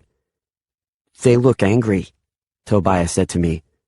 What did you do? Is it always something I've done? I asked. Don't you and Rodin ever do anything worth their attention? It's always something you've done, Rodin agreed. Although I was tempted, there was no point in running. We were trapped between the stables and the house, so they'd catch me anyway. Besides, whatever punishment was coming my way, I didn't need to complicate it further. Cregan placed both hands on my chest and shoved me to the ground. Sure enough, the apple rolled out of my hand and into the dirt. Where is that rock? He asked. The fall to the ground knocked the breath from me, but I still muttered, It's gold. You stole it from the master. Who stole it from me? What I did only set the universe back in order. You don't want this fight, Sage, Mott warned. Now please, where's the rock? I set my jaw forward and dug the heel of my boot into the dirt. Maybe he was right, but I wasn't going to admit it. Take him, Mott said to Cregan, who pulled out his knife and ordered me to stand. When I did, he pressed the knife to my neck and grabbed my arm. With Cregan by my side and Mott on my heels, we walked back to Farthenwood. Connor was waiting for me in his office, standing behind his wide oak desk. Cregan threw me into the chair in front of the desk, and he and Mott stood on opposite sides of me. Where is the rock? Connor asked coldly. Isn't it in your desk where you left it? I countered with an equal coolness to my voice. That set Connor off. He nodded at Cregan, who slapped me hard across my cheek. I tasted blood in my mouth and closed my eyes a moment before the sting eased enough that I could open them. I bought you from the orphanage, Connor yelled. That means I own you, which means I own everything that belonged to you. That rock is mine. If it's not real gold, then why do you want it? I asked. Because I don't want you to have it. I will not present someone to the court who carries imitator's gold in his pocket. Where is it? Maybe you lost it, I said. Cregan slapped me again, harder this time. Take him to the dungeon, Connor whispered. Do what you must, but leave no scars. No, wait! My eyes widened as fear gripped me. I knew what would happen there. Don't do this, Connor. It's just a rock. Is that what you want to hear? Connor pressed both hands flat on his desk as he leaned toward me. What I want, Sage, is for you to bend to my will. If I tell you to jump from a cliff, I want you to jump. If I tell you to swim to the far side of the ocean, I want you to swim. I don't care about the rock, but if I tell you that it's no longer yours, then I will have your loyalty, respect, and obedience. I'll give you one last chance. Where is it? My heart pounded so loudly in my ears that I barely heard him. All I knew was that he would not get that rock, even if my life depended on it, and I suspected that it did. Take him, Connor said. Mott and Cregan grabbed each of my arms and literally dragged me, kicking and screaming, out the door. 22. Connor's dungeon smelled of rotting urine. I vaguely wondered who else had been brought here and how long ago. The dungeon was only a single room surrounded by rough-hewn rock walls and rusty iron bars.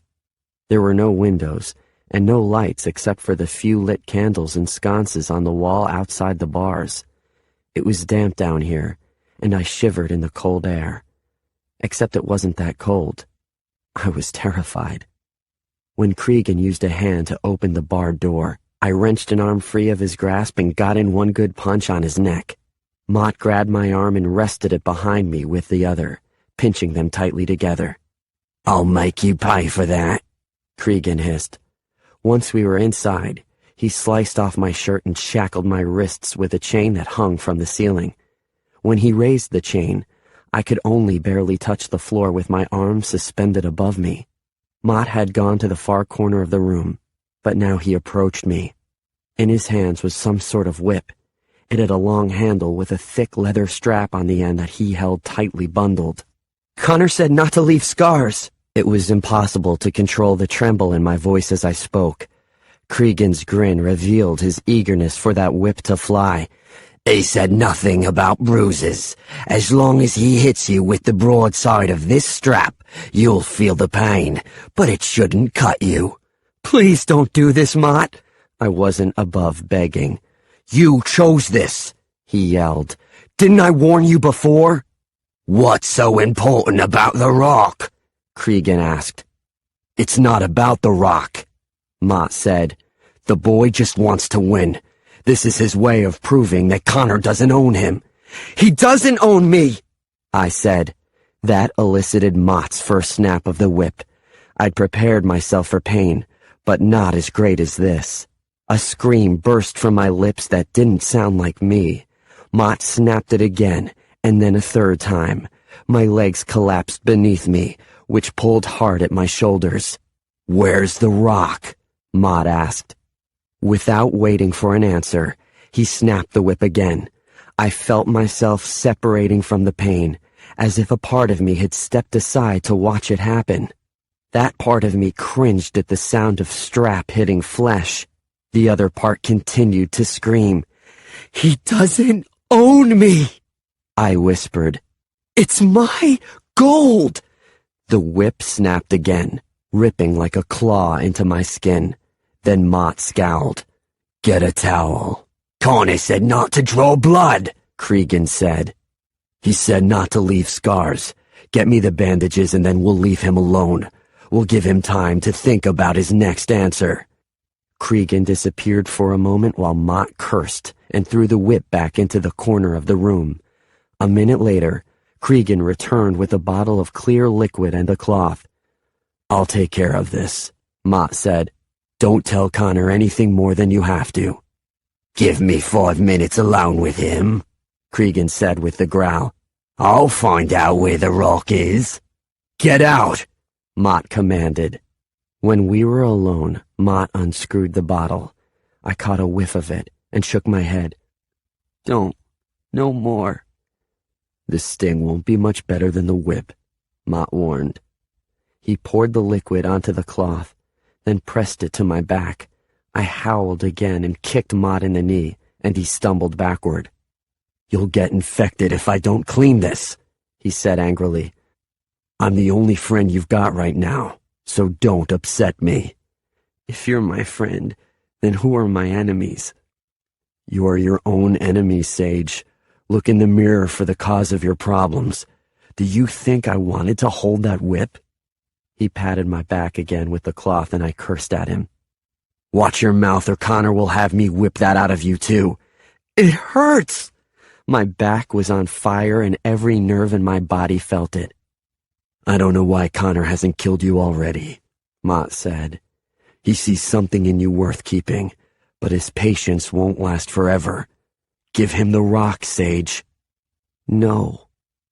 Mott wrapped the wet cloth around my side and knotted it tightly. "You're a fool," he said. "If this is your strategy to become prince, it's a terrible one. Bow to Connor, boy, and give him the rock."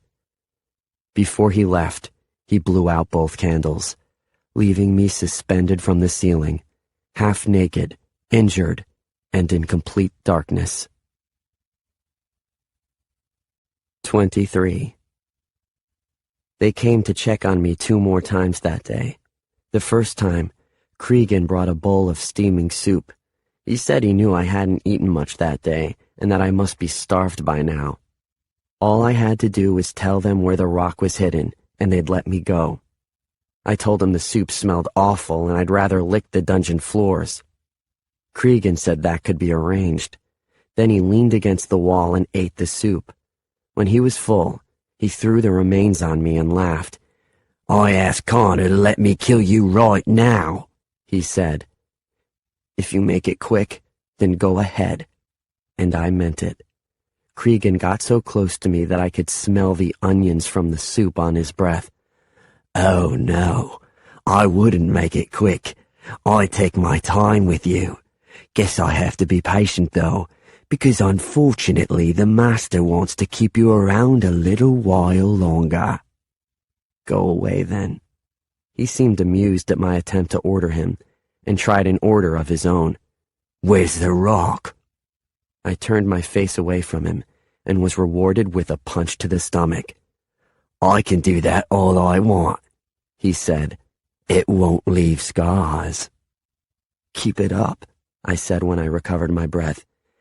"After I'm king, it will lessen my guilt for having you executed." Cregan glared at me, issued a few threats for what he'd do the next time he came down, and stomped back up the stairs. Any number of hours later, Mott came with a rock that he said was as shiny as the one I'd had before. He pointed out that it was a little bigger than the other one and looked more valuable. I could have this rock. I only had to return the other one to Connor. "That's imitator's gold," I said, irritated at his attempt to patronize me. "Mine was real." "Yours was just a worthless rock," Mott said. "Even I could tell that." "Why does Connor want it then?" "Why do you want it?" Mott said. "Neither of you could possibly care for what any other person wouldn't even bother to pick up off the side of the road. Connor wants it because you want it, and you want it to defy Connor. If you think this fight proves anything, you're wrong." "Tell Connor he needs me to be his prince," I said. "Neither Rodin nor Tobias will be able to convince the regents, but I can, and he knows it." "I'll tell him," Mott said. "But I think Connor would be a fool to pass you off as the prince. First chance after that crown landed on your head, you'd take a royal revenge on him." "Just tell him. Tell him I'll be his prince." The next time I heard footsteps on the stairs, I expected it to be Mott or Cregan. But the footsteps fell too lightly. It was impenetrably dark in here, and when the glow from a candle rounded the corner, its dim light was harsh on my eyes. I squinted, and my dry voice was hoarse as I asked, "Who's there?" There was no answer. The door to the dungeon opened, and only then did I recognize Imogen. She held a finger to her lips to silence any further questions, then withdrew a flask from her skirt. She raised it to my mouth and let me gulp in cool water until I shook my head that I'd had enough. Also hidden beneath her skirt was a warm roll. She helped me eat it, then wiped my mouth with her fingers so there would be no sign of food or water. "Thank you," I said. After a slight hesitation, she whispered, "You look awful." My eyes widened. "You talk?" Her voice was soft and low. "You must keep 2 secrets from me, that I can talk and that I came here tonight." "Why did you come?" "It's been more than a day since they brought you here. I don't know how much longer Connor will keep you here. Can't you give him what he wants?" I shook my head. "He wants to own me. If I give in to him on this, then there's nothing left of me." She offered me more water, which I gratefully accepted. "I should have brought you more to eat," she said, "but I was afraid they'd notice." I closed my eyes to rest them for a moment, then opened them and asked, "That bruise I saw the other night, was it my fault?" "I had troubles before you came, and they'll continue after you're gone. Besides, right now you should worry more about yourself." "Who hurts you?" Do you know how ridiculous that question is, coming from someone in your position? The encouraging smile she had forced onto her face faded. I'm fine. Some days are harder than others, that's all. And it's easy for them to pick on me because they know I'll never tell. Why do you pretend to be a mute? She lowered her eyes, then looked back into mine. It turned Connor's attention away. It's better this way, trust me. We fell silent for a moment. Then Imogen tilted the flask. It's finished. I'll bring you more later if I can get away. Don't risk it. He'll let me go soon. He has to. Imogen exited the dungeon, fastening the door as it had been before. Looking back through the bars, she said, Don't give up, Sage. And don't give in to him. Please. A lot of us are watching you, and we need to see that it's possible to win. She disappeared as quickly and quietly as she had come. With just the bit of food in my stomach, I was able to relax a little, and for the first time ever, I learned to sleep standing up. 24. It was impossible to know what time it was when Mott and Cregan returned for me again. It didn't feel as if I'd had any rest, but my arms ached so badly, I was sure I'd slept for some time. Whatever food Imogen gave me had long ceased to offer any comfort. Cregan reached the dungeon first and got directly in my face. With a snarl, he asked, Where's the rock? Gold, I mumbled. Enough! Mott pulled Cregan's outstretched arm down. This is between the boy and the master, not you. Cregan grabbed my hair to force me to look at him. You're not the prince yet, so I can tell you this. I'm going to do everything in my power to see that Connor chooses one of the other two boys. Because after they ride off to the castle, I'm going to kill you myself. And you will beg for mercy, but you'll come to understand just how merciless I can be. I said enough, Mott repeated. Let him down, Cregan. They released the chains, and I crumpled to the floor like a rag doll. Cregan kicked me lightly until I let him have the satisfaction of a groan, and then dropped an armful of clothes on me. The master wishes to speak with you. Get dressed. I didn't move until Mott finally crouched to the floor and began dressing me. Then he cursed and said to Cregan, He's bled through on his bandages. Get me some more. I'll have to get them from upstairs, Cregan said. We didn't have much down here before. Then get them. Cregan's footsteps pounded up the stairs. While I lay face down on the filthy floor, Mott worked silently to remove my bandages. One of them pulled where dried sweat and blood had bonded it to my skin. I cringed, and Mott breathed an apology. With tears in my eyes, I said, You have to help me. Please, Mott, I can't do this. I work for Connor, not you. Then after a moment, he sighed tiredly and added, After all this, the master is still considering you. That says a lot. It's time to stop thinking of yourself as an orphan and look at yourself as a prince. I will always be an orphan now. And for the first time and as long as I could remember, I cried. I cried for my lost family and for every circumstance in my life that had led me here. Mott held my forehead until calm slowly returned to me. Forgive me, I mumbled. You're half-starved and exhausted, he said. Forgive me that it was my job to bring this upon you. Moments later, Cregan returned. He handed the new bandage to Mott and then stood back as Mott carefully peeled away the rest of the old one. Give me a light, he directed Cregan.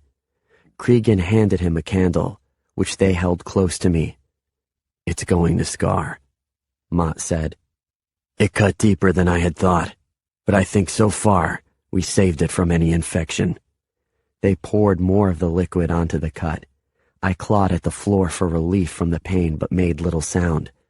There was no energy for that. The sting passed, and they wrapped me in a new bandage. It took both Mott's and Cregan's help to get me dressed. Then they walked me up the stairs. The early morning light was fierce on my eyes, and I stumbled backward, anything to get away from so much sun. Get him some water, Mott said to someone nearby while still holding me firmly. A cup appeared and Mott pressed it to my lips. I took a few sips, then turned my head away. The light didn't hurt so badly now. I faintly realized how much I'd missed seeing it. We can't delay any longer, Mott said. Let's take him to Connor. They sat me in a chair facing Connor's desk. Connor stared at me for what seemed like an eternity, and then said, "You look terrible." I said nothing. "If you learn nothing else during your time here, Sage, perhaps you will learn not to defy me. You were 2 nights down there. Did you know it's been so long? I hope you had time to reflect that disobedience to me will bring you nothing but misery." Again, I had no response. It occurred to me that obedience to him offered its own form of misery, but I wasn't going to tell him that. Besides, it hurt to talk. Connor nodded at Mott, who brought out a tray and set it on Connor's desk. It was filled with items I recognized as having come from various hiding places around my bed and my drawers. Connor picked up a few things that I'd pickpocketed over the last few days: a butter knife, a gold cufflink, several coins. "No need to ask about these," he said. "You've obviously managed to find time amongst your other studies to steal from me and those in this household." Yes, that was obvious, so I remained silent. Then Connor picked up some papers. "But I must ask about these. Do you know what's on them?" "I don't know what you're looking at," I mumbled. "They're notes someone made. Whoever wrote them seems to have detailed some strange plans. They may be interpreted as ways to get rid of me should he become king. Everything from the rather non-offensive appointing me as a foreign ambassador to poisoning my wine. Who wrote this, Sage?" I shook my head. "Is your name on it?" "Of course not. As I said, this is only my interpretation of the notes. Tell me who wrote them so I can ask about it." "I wanted to practice writing with my right hand. I found these in a bin set for fire kindling." "I must ask you directly. Did you write these notes?" I started to laugh, then choked on it as pain thumped in my side. "You can't think I'm that foolish." "Roden couldn't have made these notes either," Connor said. "It must be Tobias." "Ask him then." "I think not," Connor said. "I believe I'll let Tobias rest secure in the belief that he's in the lead for my decision. The more confident he is, if he authored these pages, that overconfidence will guide him to expose himself." Connor chuckled and then added, "I'm sure this secret is safe between you and me, correct?" He didn't wait for a response and I offered none. Connor stood and walked over to me. He lifted my face and inspected it for cuts or bruises. "You're none the worse after a stay in my dungeons. I hope the experience humbled you." He took the blank expression on my face as an answer and continued. "You're a difficult young man, Sage, but I suspect that comes from your lack of discipline and supervision, which means I can train it out of you. I've heard that down in the dungeons you told Mott you would be my prince. Is that so?" "You need me." "Why is that?" It took a few seconds to collect my breath to answer.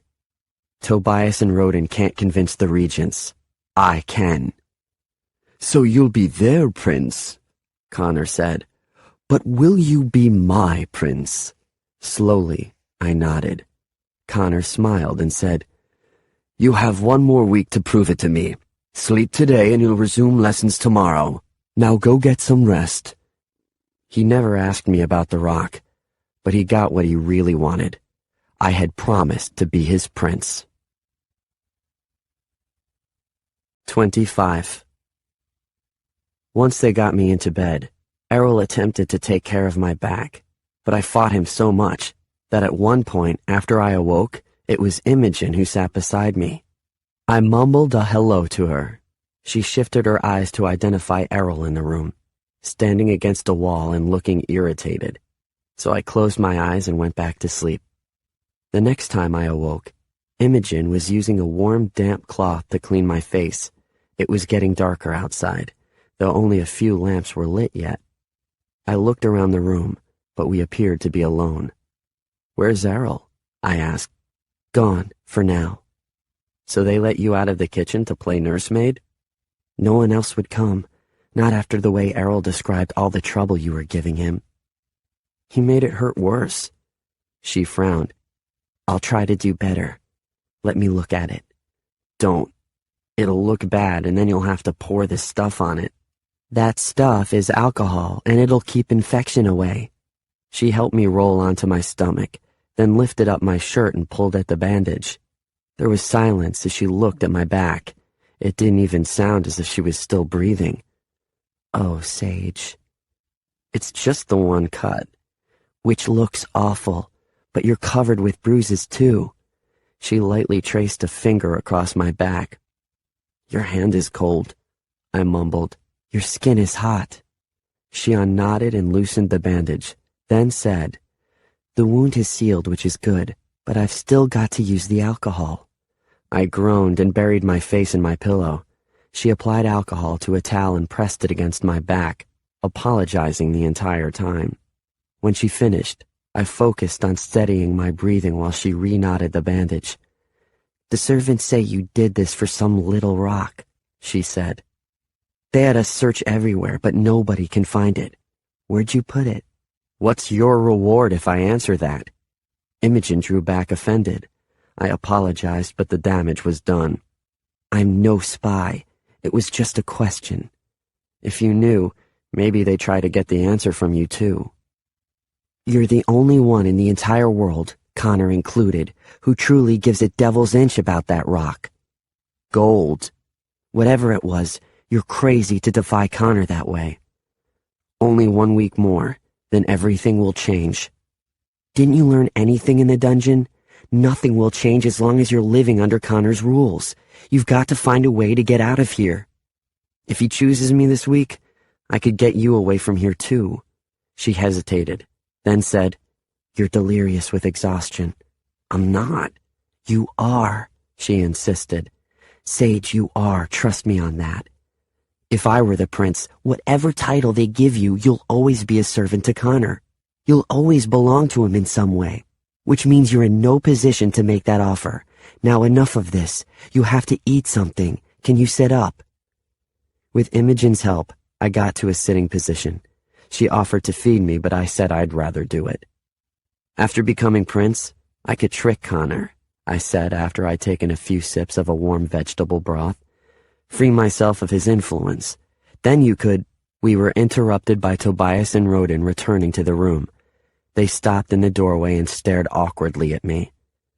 "Thought you'd never see me again?" I asked. "It's like looking at the dead," Roden said. "We didn't think Connor would bring you back here," Tobias said. "Not after what you did. It's okay for him to steal from me, but not for me to take it back?" They didn't answer and stared at Imogen as if they wanted her to leave before anything more was said. I finished the rest of my soup and handed it to Imogen. She shook her head stiffly at me, then gathered up any items not needed and quickly left the room. "It's irrelevant for you now anyway," Tobias said, sitting at the desk. "You've missed so much of the lessons, there's no way you can catch up, not even to Roden. Connor will choose me." "How do you know that?" I asked. "No, it's true," Roden said, obviously dismayed. "Connor made it very clear at supper tonight that I've been a disappointment to him, and you're too unstable. He didn't say anything at all about Tobias. If he had any problem with him, he'd certainly have said so." "Tobias isn't strong enough to be king," I said. "You and I have proven ourselves. Has he?" "I will." Tobias's face was already red, and I suspected it was going to get redder before he was finished. "Don't challenge me on that, and don't get in my way."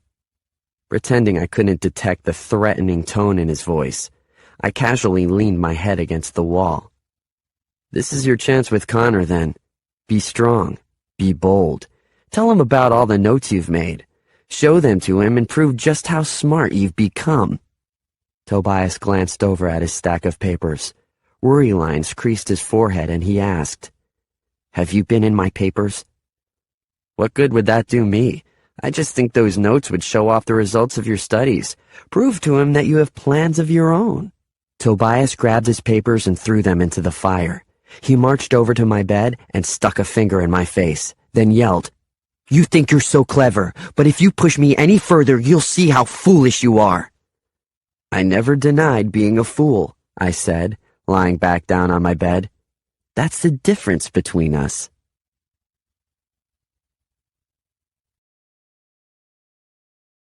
"26. I slept the rest of that evening and through the night, waking up only when Imogen came to check on my bandages. There was so much I wanted to ask her, but someone else was always in the room with us, and any real conversation was impossible. I was more careful this time to let her do her job without giving her any particular attention, though I still felt the entire charade was ridiculous. Most of these servants came to Farthenwood in better circumstances than I had, and right now I was much more like the servants than Connor. My friendships with Imogen or Errol or Mott shouldn't have threatened any of them. Morning brought stiffness to my muscles. I must have been too tired the day before to notice how sore they were, or maybe it was that I didn't have to move around much before now. Errol insisted on helping me dress, even brought Mott into the room to ensure I accepted that help. It wasn't necessary. Standing there with my arms out while Errol dressed me was about as much as I could do. With considerable struggle, I managed to stay awake that day, and even paid a semblance of attention to the morning tutors. Master Graves made it very clear that they had moved on without me and had no time to return to the lessons of the previous few days, so I would have to catch up as best as I could. "It's been a week since you came to Farthenwood, Sage, and you're no further along than the first day we started." I told him that was probably because I'd only had 2 of his lessons and, in all fairness to myself, hadn't really bothered to pay attention to either of them. This only darkened his glares at me, and he focused the rest of the lesson on Rodin. Mistress Havala also said there wasn't enough time to review what had been discussed while I was, she generously used the word indisposed, but gave me 2 books that she said contained much of the same information. "You probably can't read them without help," she said. "Perhaps Tobias will help you in the evenings." "I'm certain that Tobias has already given me too much help," I said. Tobias gripped the sides of his chair and said whatever he might do to please Master Connor would please him. Rodin and Tobias did horseback and sword-fighting lessons that afternoon. I was excused from participating, but Ma insisted I watch them. I watched the horseback lessons until they rode too far away for me to see them, and I fell asleep. The sword-fighting lesson was somewhat more interesting. Tobias was still a disaster with a sword, but Rodin had improved significantly. I wondered if he was naturally talented, or if he'd been putting in a lot of extra hours of practice. Mott commented on it too. Rodin shrugged and said Cregan had offered to help him during free hours. "Cregan is skilled with his sword, but he's self-taught," Mott warned. "With him as your teacher, you will learn to fight, but your style will not reflect the training of a prince." "My lessons with you will help me pass for the prince," Rodin said, "but Cregan's lessons will keep me alive." Dinner that evening was relatively quiet. Connor vaguely inquired after our progress, but said he'd already had full reports from all our instructors. He asked me what I was doing to try to catch up. I shrugged and said I planned to study Tobias's notes after he was asleep. Tobias shot me a glare, but Connor laughed. "And what is your response to that?" Connor asked Tobias. Tobias shook his head. "I have no notes, sir, and Sage couldn't read them if I did." "If you did have notes, Sage could get them and perhaps even read them. You had better be careful, Tobias, or Sage will end up as my choice." "That would be a mistake, sir," Tobias mumbled. "Your mistake," Connor corrected, "is that you are more interested in pleasing me than in becoming like the boy Prince Jaren was. Learn to fight back, Tobias. Be strong." His eyes drifted to me, and he shook his head. "Don't be smug about that, Sage. Jaren didn't seek fights either. The way you do. I can see you all still have much to learn about who the prince really was. After we returned to our room that night, I fell onto my bed, not caring what clothes I slept in, as long as I could sleep. But Tobias sat at the desk, turning his chair to stare directly at me. Finally, I muttered, "You obviously have something to say, Tobias, so what is it?" His eyes narrowed. "I am strong enough to stop you, Sage. You too, Rodin. I'm warning you both not to push me any further." "Connor said the prince never sought out fights," I reminded him. "This isn't about being like Jaren," he said. "It's about stopping you, and I will if I have to." Grimacing with the sting in my back, I rolled over to face the wall. Before closing my eyes, I said, "Connor will choose me this week, and you know it. You wouldn't dare to stop me." As tired as I was, I forced myself to stay awake for nearly an hour after that until I was sure both Rodin and Tobias were asleep. Because no matter what I said, it was becoming increasingly obvious that Tobias would at some point carry out his threat. 27. Mott was waiting for us after lessons the next day to tell us there would be no horseback riding that afternoon, nor sword fighting. "Cregan says you're all good enough on horseback to pass initial scrutiny, and Connor has other plans for you this afternoon." Those other plans were dancing lessons in Connor's great hall, so Connor apparently had other ways to torture us beyond his dungeon walls. I grabbed my side and sat in a chair near the door. "I'm not dancing. It'll hurt." "Today is the only time we can spare for these lessons," Connor said, walking in ahead of a small group of women. "Surely a handsome young prince would never be so tired that he couldn't enjoy a dance with a lovely young lady." Reluctantly I stood, though swallowing a laugh when I saw our 3 dancing partners. None of them were young, and lovely was a kind exaggeration. They were dressed in clothes similar to his other servants, and had the rougher skin of women accustomed to physical labor. Rodin shared a grin with me. Tobias straightened his spine, but looked a little nervous. "Don't be shy, boys," Connor said. "You don't have to romance them. It's just some dancing, and all of them are fine dancers." We walked forward and made the decision of who our partner would be based on which lady happened to be standing closest to us. My partner was a woman in her 40s, who whispered to me that her name was Jean. She had curly hair that was probably once a pretty brown before it had grayed and faded. Her eyes were wide, contrasting with her thin lips and nose. Not a pretty face, but it was an interesting one. Connor began instructing us in a basic minuet, demonstrating the steps himself with Rodin's partner, then clapping his hands to a beat as we imitated him. Jean was pleasant and helpful, and forgiving with every mistake I made. "You're doing fine," she said. It was a lie, and we both knew it, but I appreciated it nonetheless. Neither Tobias nor Rodin seemed to be doing much better. Connor remained patient with us, though, and after several tries, we all began to make the steps in a respectable manner. At a break between dances, Connor asked if my father was a musician. "As I've told you on more than one occasion, sir." "Surely you play an instrument, then?" "I've also told you my father was a poor musician. You cannot believe the student could rise higher than his teacher." Connor walked to the corner of the room, where a small instrument case was propped. He pulled out a fiddler and fitted the pieces together. "I'd like to hear you play, Sage, if you were taught by your musician father." "I'd leave my lovely dance partner alone, sir." "I'll dance with her, if you play something we can dance to." I eyed Connor. "Is this a test?" With a tilt of his head, Connor said, "Everything is a test." So I took the fiddler. It needed a bit of tuning, which was awkward for me at first. I'd actually never played a fiddler, but it was a basic wind instrument, and with only a little trouble at first, I could guess at the fingering. "What I don't remember must be improvised," I warned them. "Forgive me if I fail to do this song justice." Then I began to play. It wasn't a song for dancing, but was instead a sad melody that had always given me images of loneliness on a forgotten beach in the night. It was a tune that used to make my mother cry, and after a while, My father no longer played it. After a while, he no longer played any songs at all, but I never forgot the tune. When I finished, there was a hush in the room.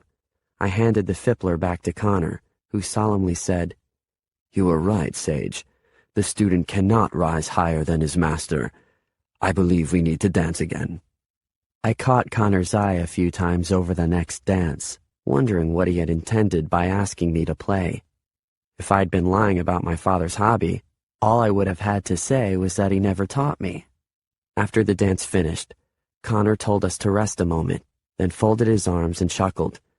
"None of you will ever be great dancers," he said. "But at least you won't humiliate yourselves either. We'll work a bit longer. Then I'll have each of you boys go and change clothes. You'll work in the kitchen tonight, learning from the servants there about what is expected in serving guests. You'll need to learn these roles because I'll have you serving the betrothed Princess Amarinda tomorrow evening." "When does she arrive, sir?" Tobias asked. "I expect to receive her sometime late this evening, though she isn't planning to dine with us until tomorrow. Sage, have you been working on your accent? If you are called upon to speak to her, I won't have you replying with an Avenian accent." "I happen to be alone quite a bit in recent days," I said in a Carthian accent. "It gave me a great deal of time to practice." "Not bad," Connor said with a smile. "But you're still too soft on your consonant sounds. Tighten them up, and never let me hear the Avenian accent again." I acknowledged Connor's request with a nod. Then Connor said, "I think we'll practice a waltz now. Take your partners by the hand, please."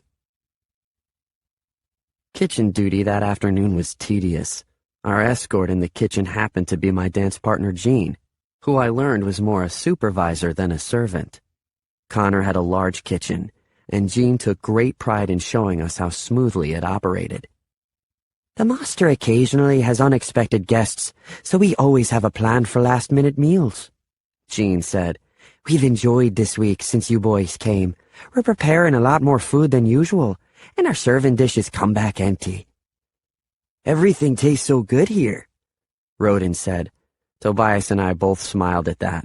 It wasn't her decision who was made prince, so neither of us could figure out what he hoped to gain by complimenting her. Rodin answered that question a moment later when he noticed our grins. "It really does taste good," he whispered. "You should have seen what they fed us at my orphanage. I don't even think it was food half the time." Jean instructed us on the proper way to hold a tray and how to serve or retrieve dishes on the table. She showed us how to pour a drink and even let us sample a taste of Connor's best wine. I was interested in a detached sort of way, and so was Rodin. It was nice to know, but did me little good. However, Tobias leaned over to us at one point and whispered, "If Connor hadn't pulled us from the orphanages, this would likely have been our futures." "Not mine," I said firmly. Nothing in me could accept a life like this. Rodin quickly agreed. "You know what little you must," Jean finally said. "Now make yourselves useful in here. There's always too much to do, and if we have you on loan, we'll use you." She showed us a pile of dishes that needed to be washed.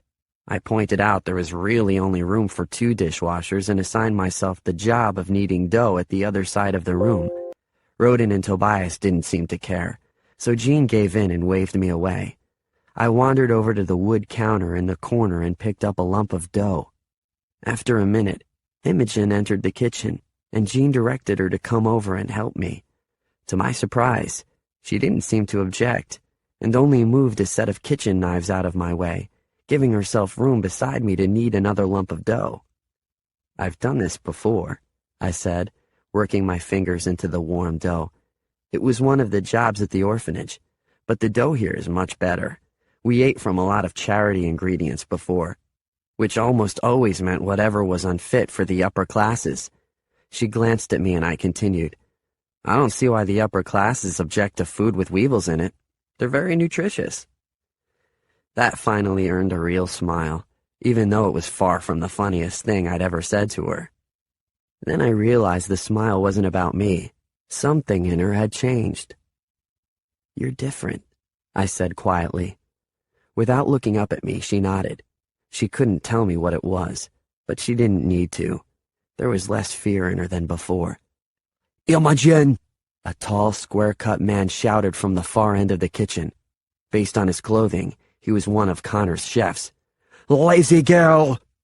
Imogen swung around. I started forward, but she grabbed my wrist to hold me back. Isn't that dough ready yet? He said. I've got to have it baked by this evening.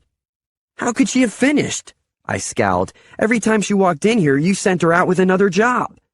The chef crossed to me and shoved me against the brick wall.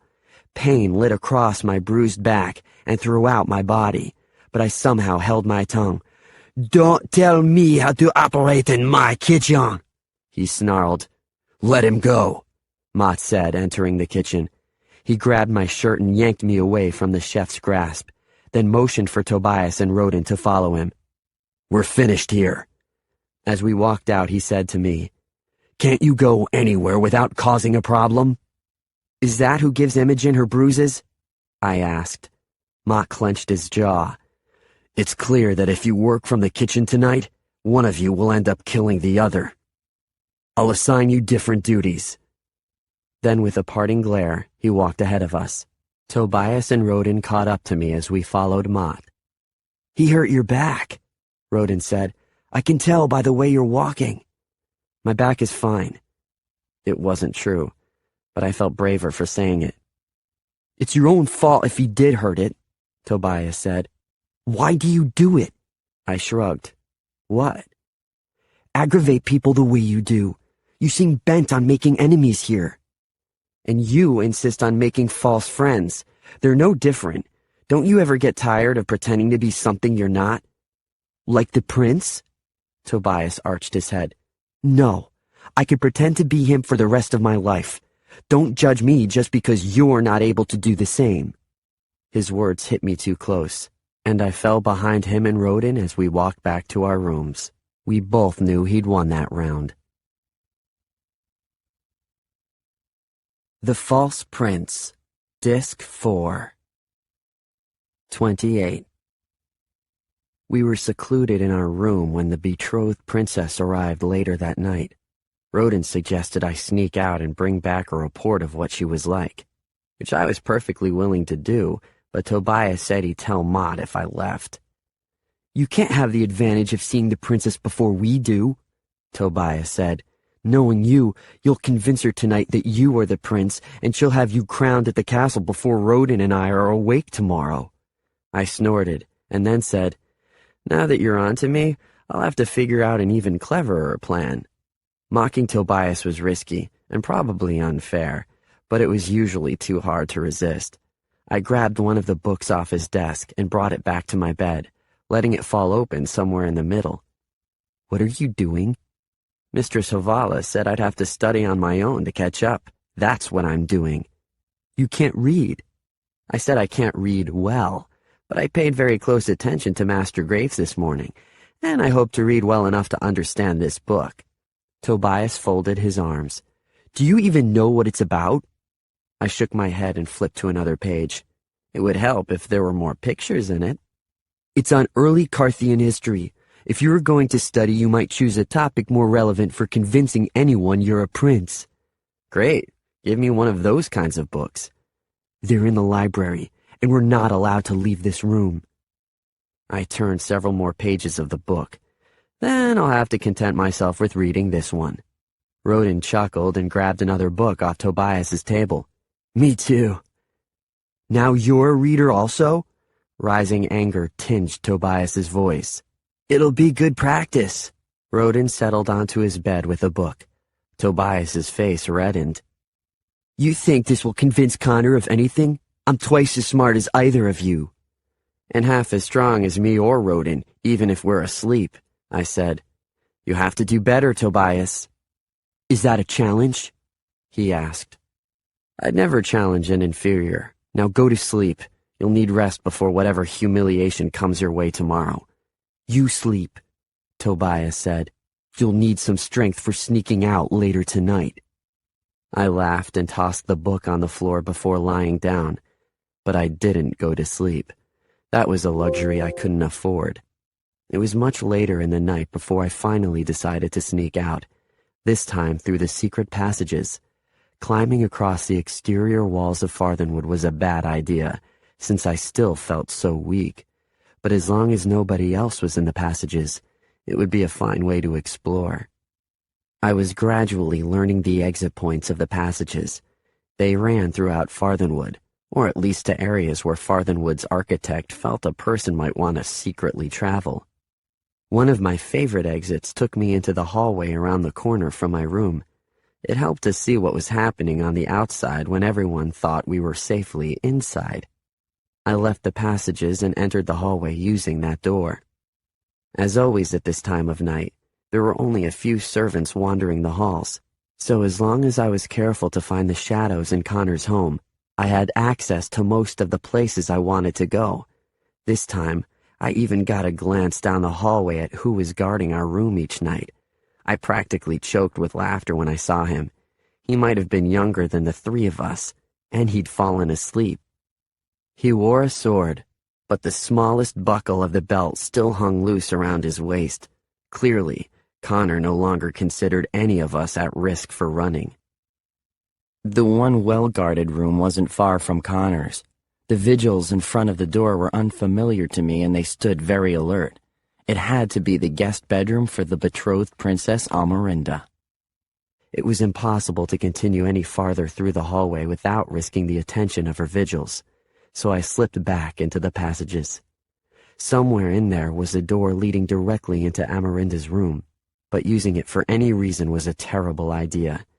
It did occur to me that there might at least be some way to peek into the room without entering it. The curiosity of what Amerinda looked like was very strong. While feeling around for any place to view into the room, I felt a hand on my arm and the point of a knife at my back. It had been only a matter of time before the others discovered the passages too. "Is this how I have to prove my strength?" Tobias's voice was thick, and he sniffed loudly. I wondered if he was crying. "Where'd you get the knife?" I asked calmly. Calm was important here. "I stole it from the kitchen." He pressed the long end of the blade into my back, and I stiffened as I felt it cut. It was a razor-sharp knife. "If the whipping before wasn't enough, maybe I can stop you." "From what?" I said, gasping. Blood trickled down my back, though I couldn't tell if he'd opened the old wound or created a new one. "Stop you from being considered. I saw Connor's admiration for you while we practiced our dancing. But how can he? You're the least worthy of the title, the lowest of us three." "And you're the biggest coward," I hissed, then caught my breath in my throat as his blade cut deeper. "Don't call me a coward," Tobias said. "I'm not." "Have you come here to kill me?" I asked. "Because I'll scream when you do, and it'll wake up the princess and probably a whole lot of other people, and you'll get into trouble." "You'll be dead." "Yes, but you'll be in trouble." Tobias lightened the pressure on the blade. "This is just a warning for you to back down. I will be king." "If you don't want to kill me, then lower the knife." Tobias released my arm, then said, "Don't try anything with me. I'll keep this knife ready if you do." I stumbled away from him, my head spinning. "What am I going to try in here? You know that if you're this paranoid as king, it'll eat you alive." "Maybe King Egbert should have been more paranoid. Then he wouldn't be dead right now." I stopped and grabbed onto the wall for support. It took every bit of my concentration not to be sick all over him. "You okay?" Tobias asked. Not that he cared. When I began walking again, he followed, adding, "What's the point of wandering around here every night?" The sting gradually eased. It was still fierce, but the whipping had hurt worse. Maybe he hadn't cut me as badly as I first thought. "Connor has you and Rodin in his control," I said. "Not me." "Not me either," Tobias quickly said, but from the tone of his voice, it was obvious that even he didn't believe it. "I'd like to go to our room now," I said. "I'm tired, and you hurt my back." "I'm not apologizing for that. I'd rather keep you weak." "What a person of honor you are," Tobias snorted. "A statement like that coming from you?" That brought a faint smile to my face. Then let's hope Connor chooses Rodin, so that Carthia has some hope of an honorable king. Tobias didn't like that, and he strutted ahead of me. Rodin would have this kingdom destroyed in a generation, with or without Connor's lead. He has no thought that someone else hasn't put there. I shudder to think either of you has any chance of being chosen. If Connor's choice was that obvious, my back wouldn't hurt so much right now.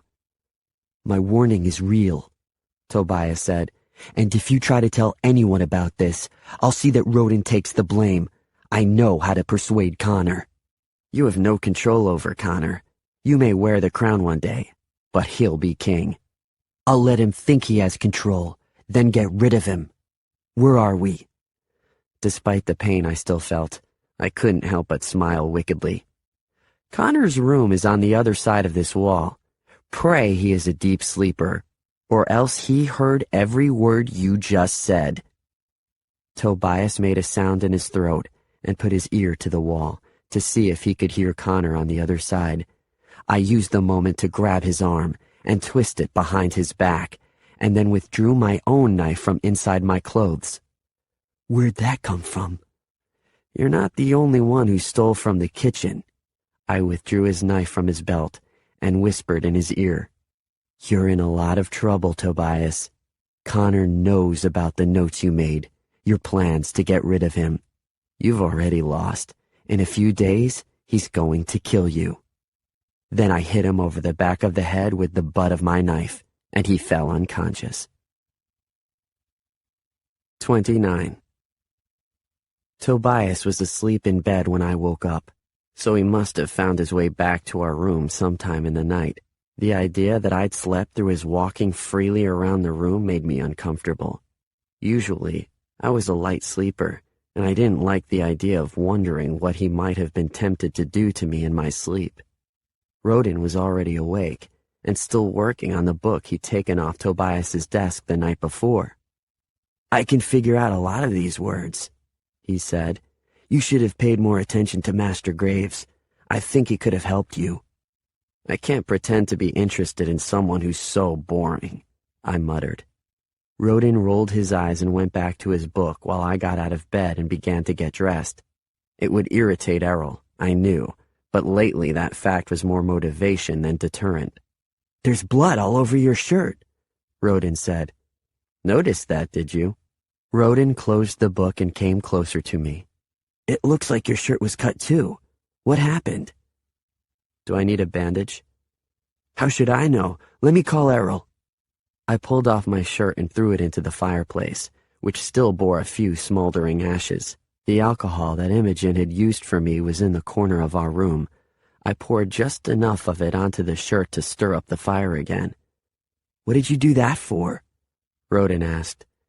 He made enough noise that Errol and the other two servants took it as a sign that it was time to enter from the hallway. I was never sure what time they arrived each morning, but they always came in when they heard us talking. I'll help you finish dressing, sir. Errol said the words as if he were tired of speaking them. He knew I didn't want his help, and that was especially true right now. I turned so that my back was facing the wall. I'll dress myself, and I'll do it privately. Tobias opened his eyes. Will everyone speak quieter? I have a terrible headache here. Sage's back is bleeding again, Rodin said to Errol. Everyone's eyes turned to me. Errol walked between me and the wall. A gasp escaped his lips. Then he said, This is a new wound. Where did it come from? I shrugged, not yet ready with an explanation. Whatever I said, it'd have to be a lie. Although the truth would ruin Tobias's last hope to become the prince, it did me no favors either. Errol gave up asking for details and said, The cut isn't so deep, but we have to take care of it. Just give me a bandage and I'll wrap it myself, I said. Errol shook his head and left the room. It was a good thing the 2 weeks were almost ended. I doubted whether he could tolerate me for much longer. I'm already dressed. Rodin scowled at his servant who was tugging at his shirt. Get out! You're dismissed too, Tobias told his man, a new servant who avoided me as often as possible. We need to talk in private. Shut the door behind you. Immediately after we were alone, Rodin leapt across the room, grabbed Tobias by the shoulders, and shoved him hard against the wall. "You did that to him? Were you going after me next?" "Check me for a knife if you think I did it." Tobias looked sideways at me. "I don't have anything that could make a wound like that, do I, Sage?" "You're afraid of what Rodin would find if he searched?" I asked. Tobias threw up his hands, and Rodin pulled back Tobias's blanket and checked his pillow. Then he lifted Tobias's mattress and gasped. Tobias's face paled as Rodin withdrew the knife Tobias had used against me the night before. Dried blood still stained the tip of the blade. I'd made sure of that. "How'd that get there?" Tobias whispered. His eyes narrowed as they met mine. "Oh, of course. Well, Sage has a knife too." "Do you think so?" I said. "I'm sure the kitchen staff will find there's only one knife missing." But I let Rodin search my things anyway. No knife was there, and Tobias's face paled even further. "I've got to tell Connor," Rodin said. "This goes too far, Tobias." "Please don't," Tobias begged. "Connor already thinks I have a plan to get rid of him. If he thinks I tried to do anything to Sage, he'll have my head." "Connor should punish you," I said. "Being chosen as the prince is the least of your worries now." Tobias's eyes filled with tears. "Help me then. You nearly killed me last night. Should I care what happens to you now? Please, I'll do anything." "You're asking me to lie for you? Then I'd be the one in trouble. Why would I do that?" His voice raised in pitch. "Please, Sage, anything you want. Help me and I'll fight for you." He looked terrified, probably exactly as I had looked when Connor told Mott to take me to his dungeon. Tobias had played into my hands, but I felt sorry for him nonetheless. "I'll help you, but at this price. It's time to fail. You will be less intelligent, less impressive, and certainly less prince-like." "Is what you told me last night true?" Tobias asked. "Does he really know about the notes?" I nodded and watched as tears filled his eyes. "Then he's going to kill me anyway." "What if I promise that he won't?" I said. "Back off and I promise that you will live, or else I'll die trying to save you." Now, not only was Tobias out of the competition, but someone at Farthenwood owed me his life. Errol returned to our room, accompanied by Imogen and Mott. Luckily, no attention was on Rodin, who quickly hid Tobias's knife back under the mattress. Mott strode across our long room in less than half a dozen long steps. He turned me around to examine my back, then cursed loudly. "The master must hear of this. Tell me how this happened, or I'll take you to him for questioning. You know how that will end." I glanced at Tobias, who nodded his agreement to my terms. "It's embarrassing," I said. "I tried to sneak out last night through the window. I got caught on the window frame and it impaled my back." "This is more than a scrape on your skin, Sage. You've been cut." "The window has a jagged edge," I insisted. "I'm lucky not to be hurt worse. But it's my own fault because I should never have been out there." For an extra touch, I shrugged innocently and added, "I hope nobody would notice." "How could you think we wouldn't notice a wound like that?" Mott cursed under his breath. "Was this your attempt at obeying the master's rules?" "All I wanted was to look outside," I said. "It would have been hard to go anywhere off that ledge." "It'd be impossible," Mott said. "But you might have fallen to your death in the attempt." He inhaled, then added, "Not a word of this to the master then, but I must punish you. I hesitate because I know how weak you must be from the last few days, but you'll miss today's meals." I started to protest. Then Mott arched his eyebrows and said, "Or shall we leave it to the master to choose a punishment?" I wasn't hungry anyway, I said. Princess Amarinda had sent word that she would remain in her bedroom all morning, so Mott called Tobias and Rodin to accompany him to breakfast with Connor and brought in Imogen to take care of my wound. She immediately went to work on washing away the blood. Her manner was cool and businesslike, but her touch as she cleaned my back was as gentle as ever. He knows you're lying, she whispered. Am I such a bad liar? I'll have to wait until you tell the truth so I can compare the differences. She paused when I drew in a sharp gasp, and when she continued, the cloth was pressed so lightly on my back I could barely feel it. How did it really happen? A knife. Who held that knife? I hesitated, and she added, One of the other two boys, obviously. It isn't a stab wound, though. This was done with the long edge of the blade. You know your knife wounds. I heard the chef say this morning that one of his knives has gone missing. He keeps them sharp. That's why you were kneading bread, to get close to the knife block. Actually, it was to keep Tobias away from the knives. He'd already stolen one, and that was as much damage as I wanted him able to cause me. I thought that would at least get a smile or a chuckle, but she continued as if she hadn't heard me. I checked first thing this morning. The knife you took is back in its place, and I found a few drops of blood on the floor. I thought I had them all cleaned up. Frustrated, Imogen slapped at my bed. Sage, please! Someone tried to kill you last night! Not really, he just wanted me to think he could. Why must you play these games? Because now there are only two people competing to become the prince. Even without seeing her, I knew Imogen was frowning in disapproval, but she only said, You know what I have to do now. It's going to sting. I'm getting used to... I started to say before she pressed the wet towel to my back and made me howl. Apparently, I'd reached the end of her sympathies. Maybe you want Errol back, she said. Maybe I do, I moaned. At least he wouldn't scold me the whole time. Someone should be scolding you, she said. If you're not strong enough to handle all these injuries, you should stop getting them. You'll never convince anyone you're a prince this way. Imogen began to wrap a new bandage around me. This one had to go diagonally over my shoulder and down below the older bandage. After she knotted it, she noticed the change in my mood and said more softly, I'm sorry. I didn't mean that. You'll do fine in convincing them. I remained facing the wall. What if I don't? What if after Connor chooses me, they look at me and only see Sage? Would that be so bad? Just to be who you are? This time I looked back at her, grinning. You mean other than being executed for stealing the crown? She laughed. Yes, other than that. Then I grew serious again.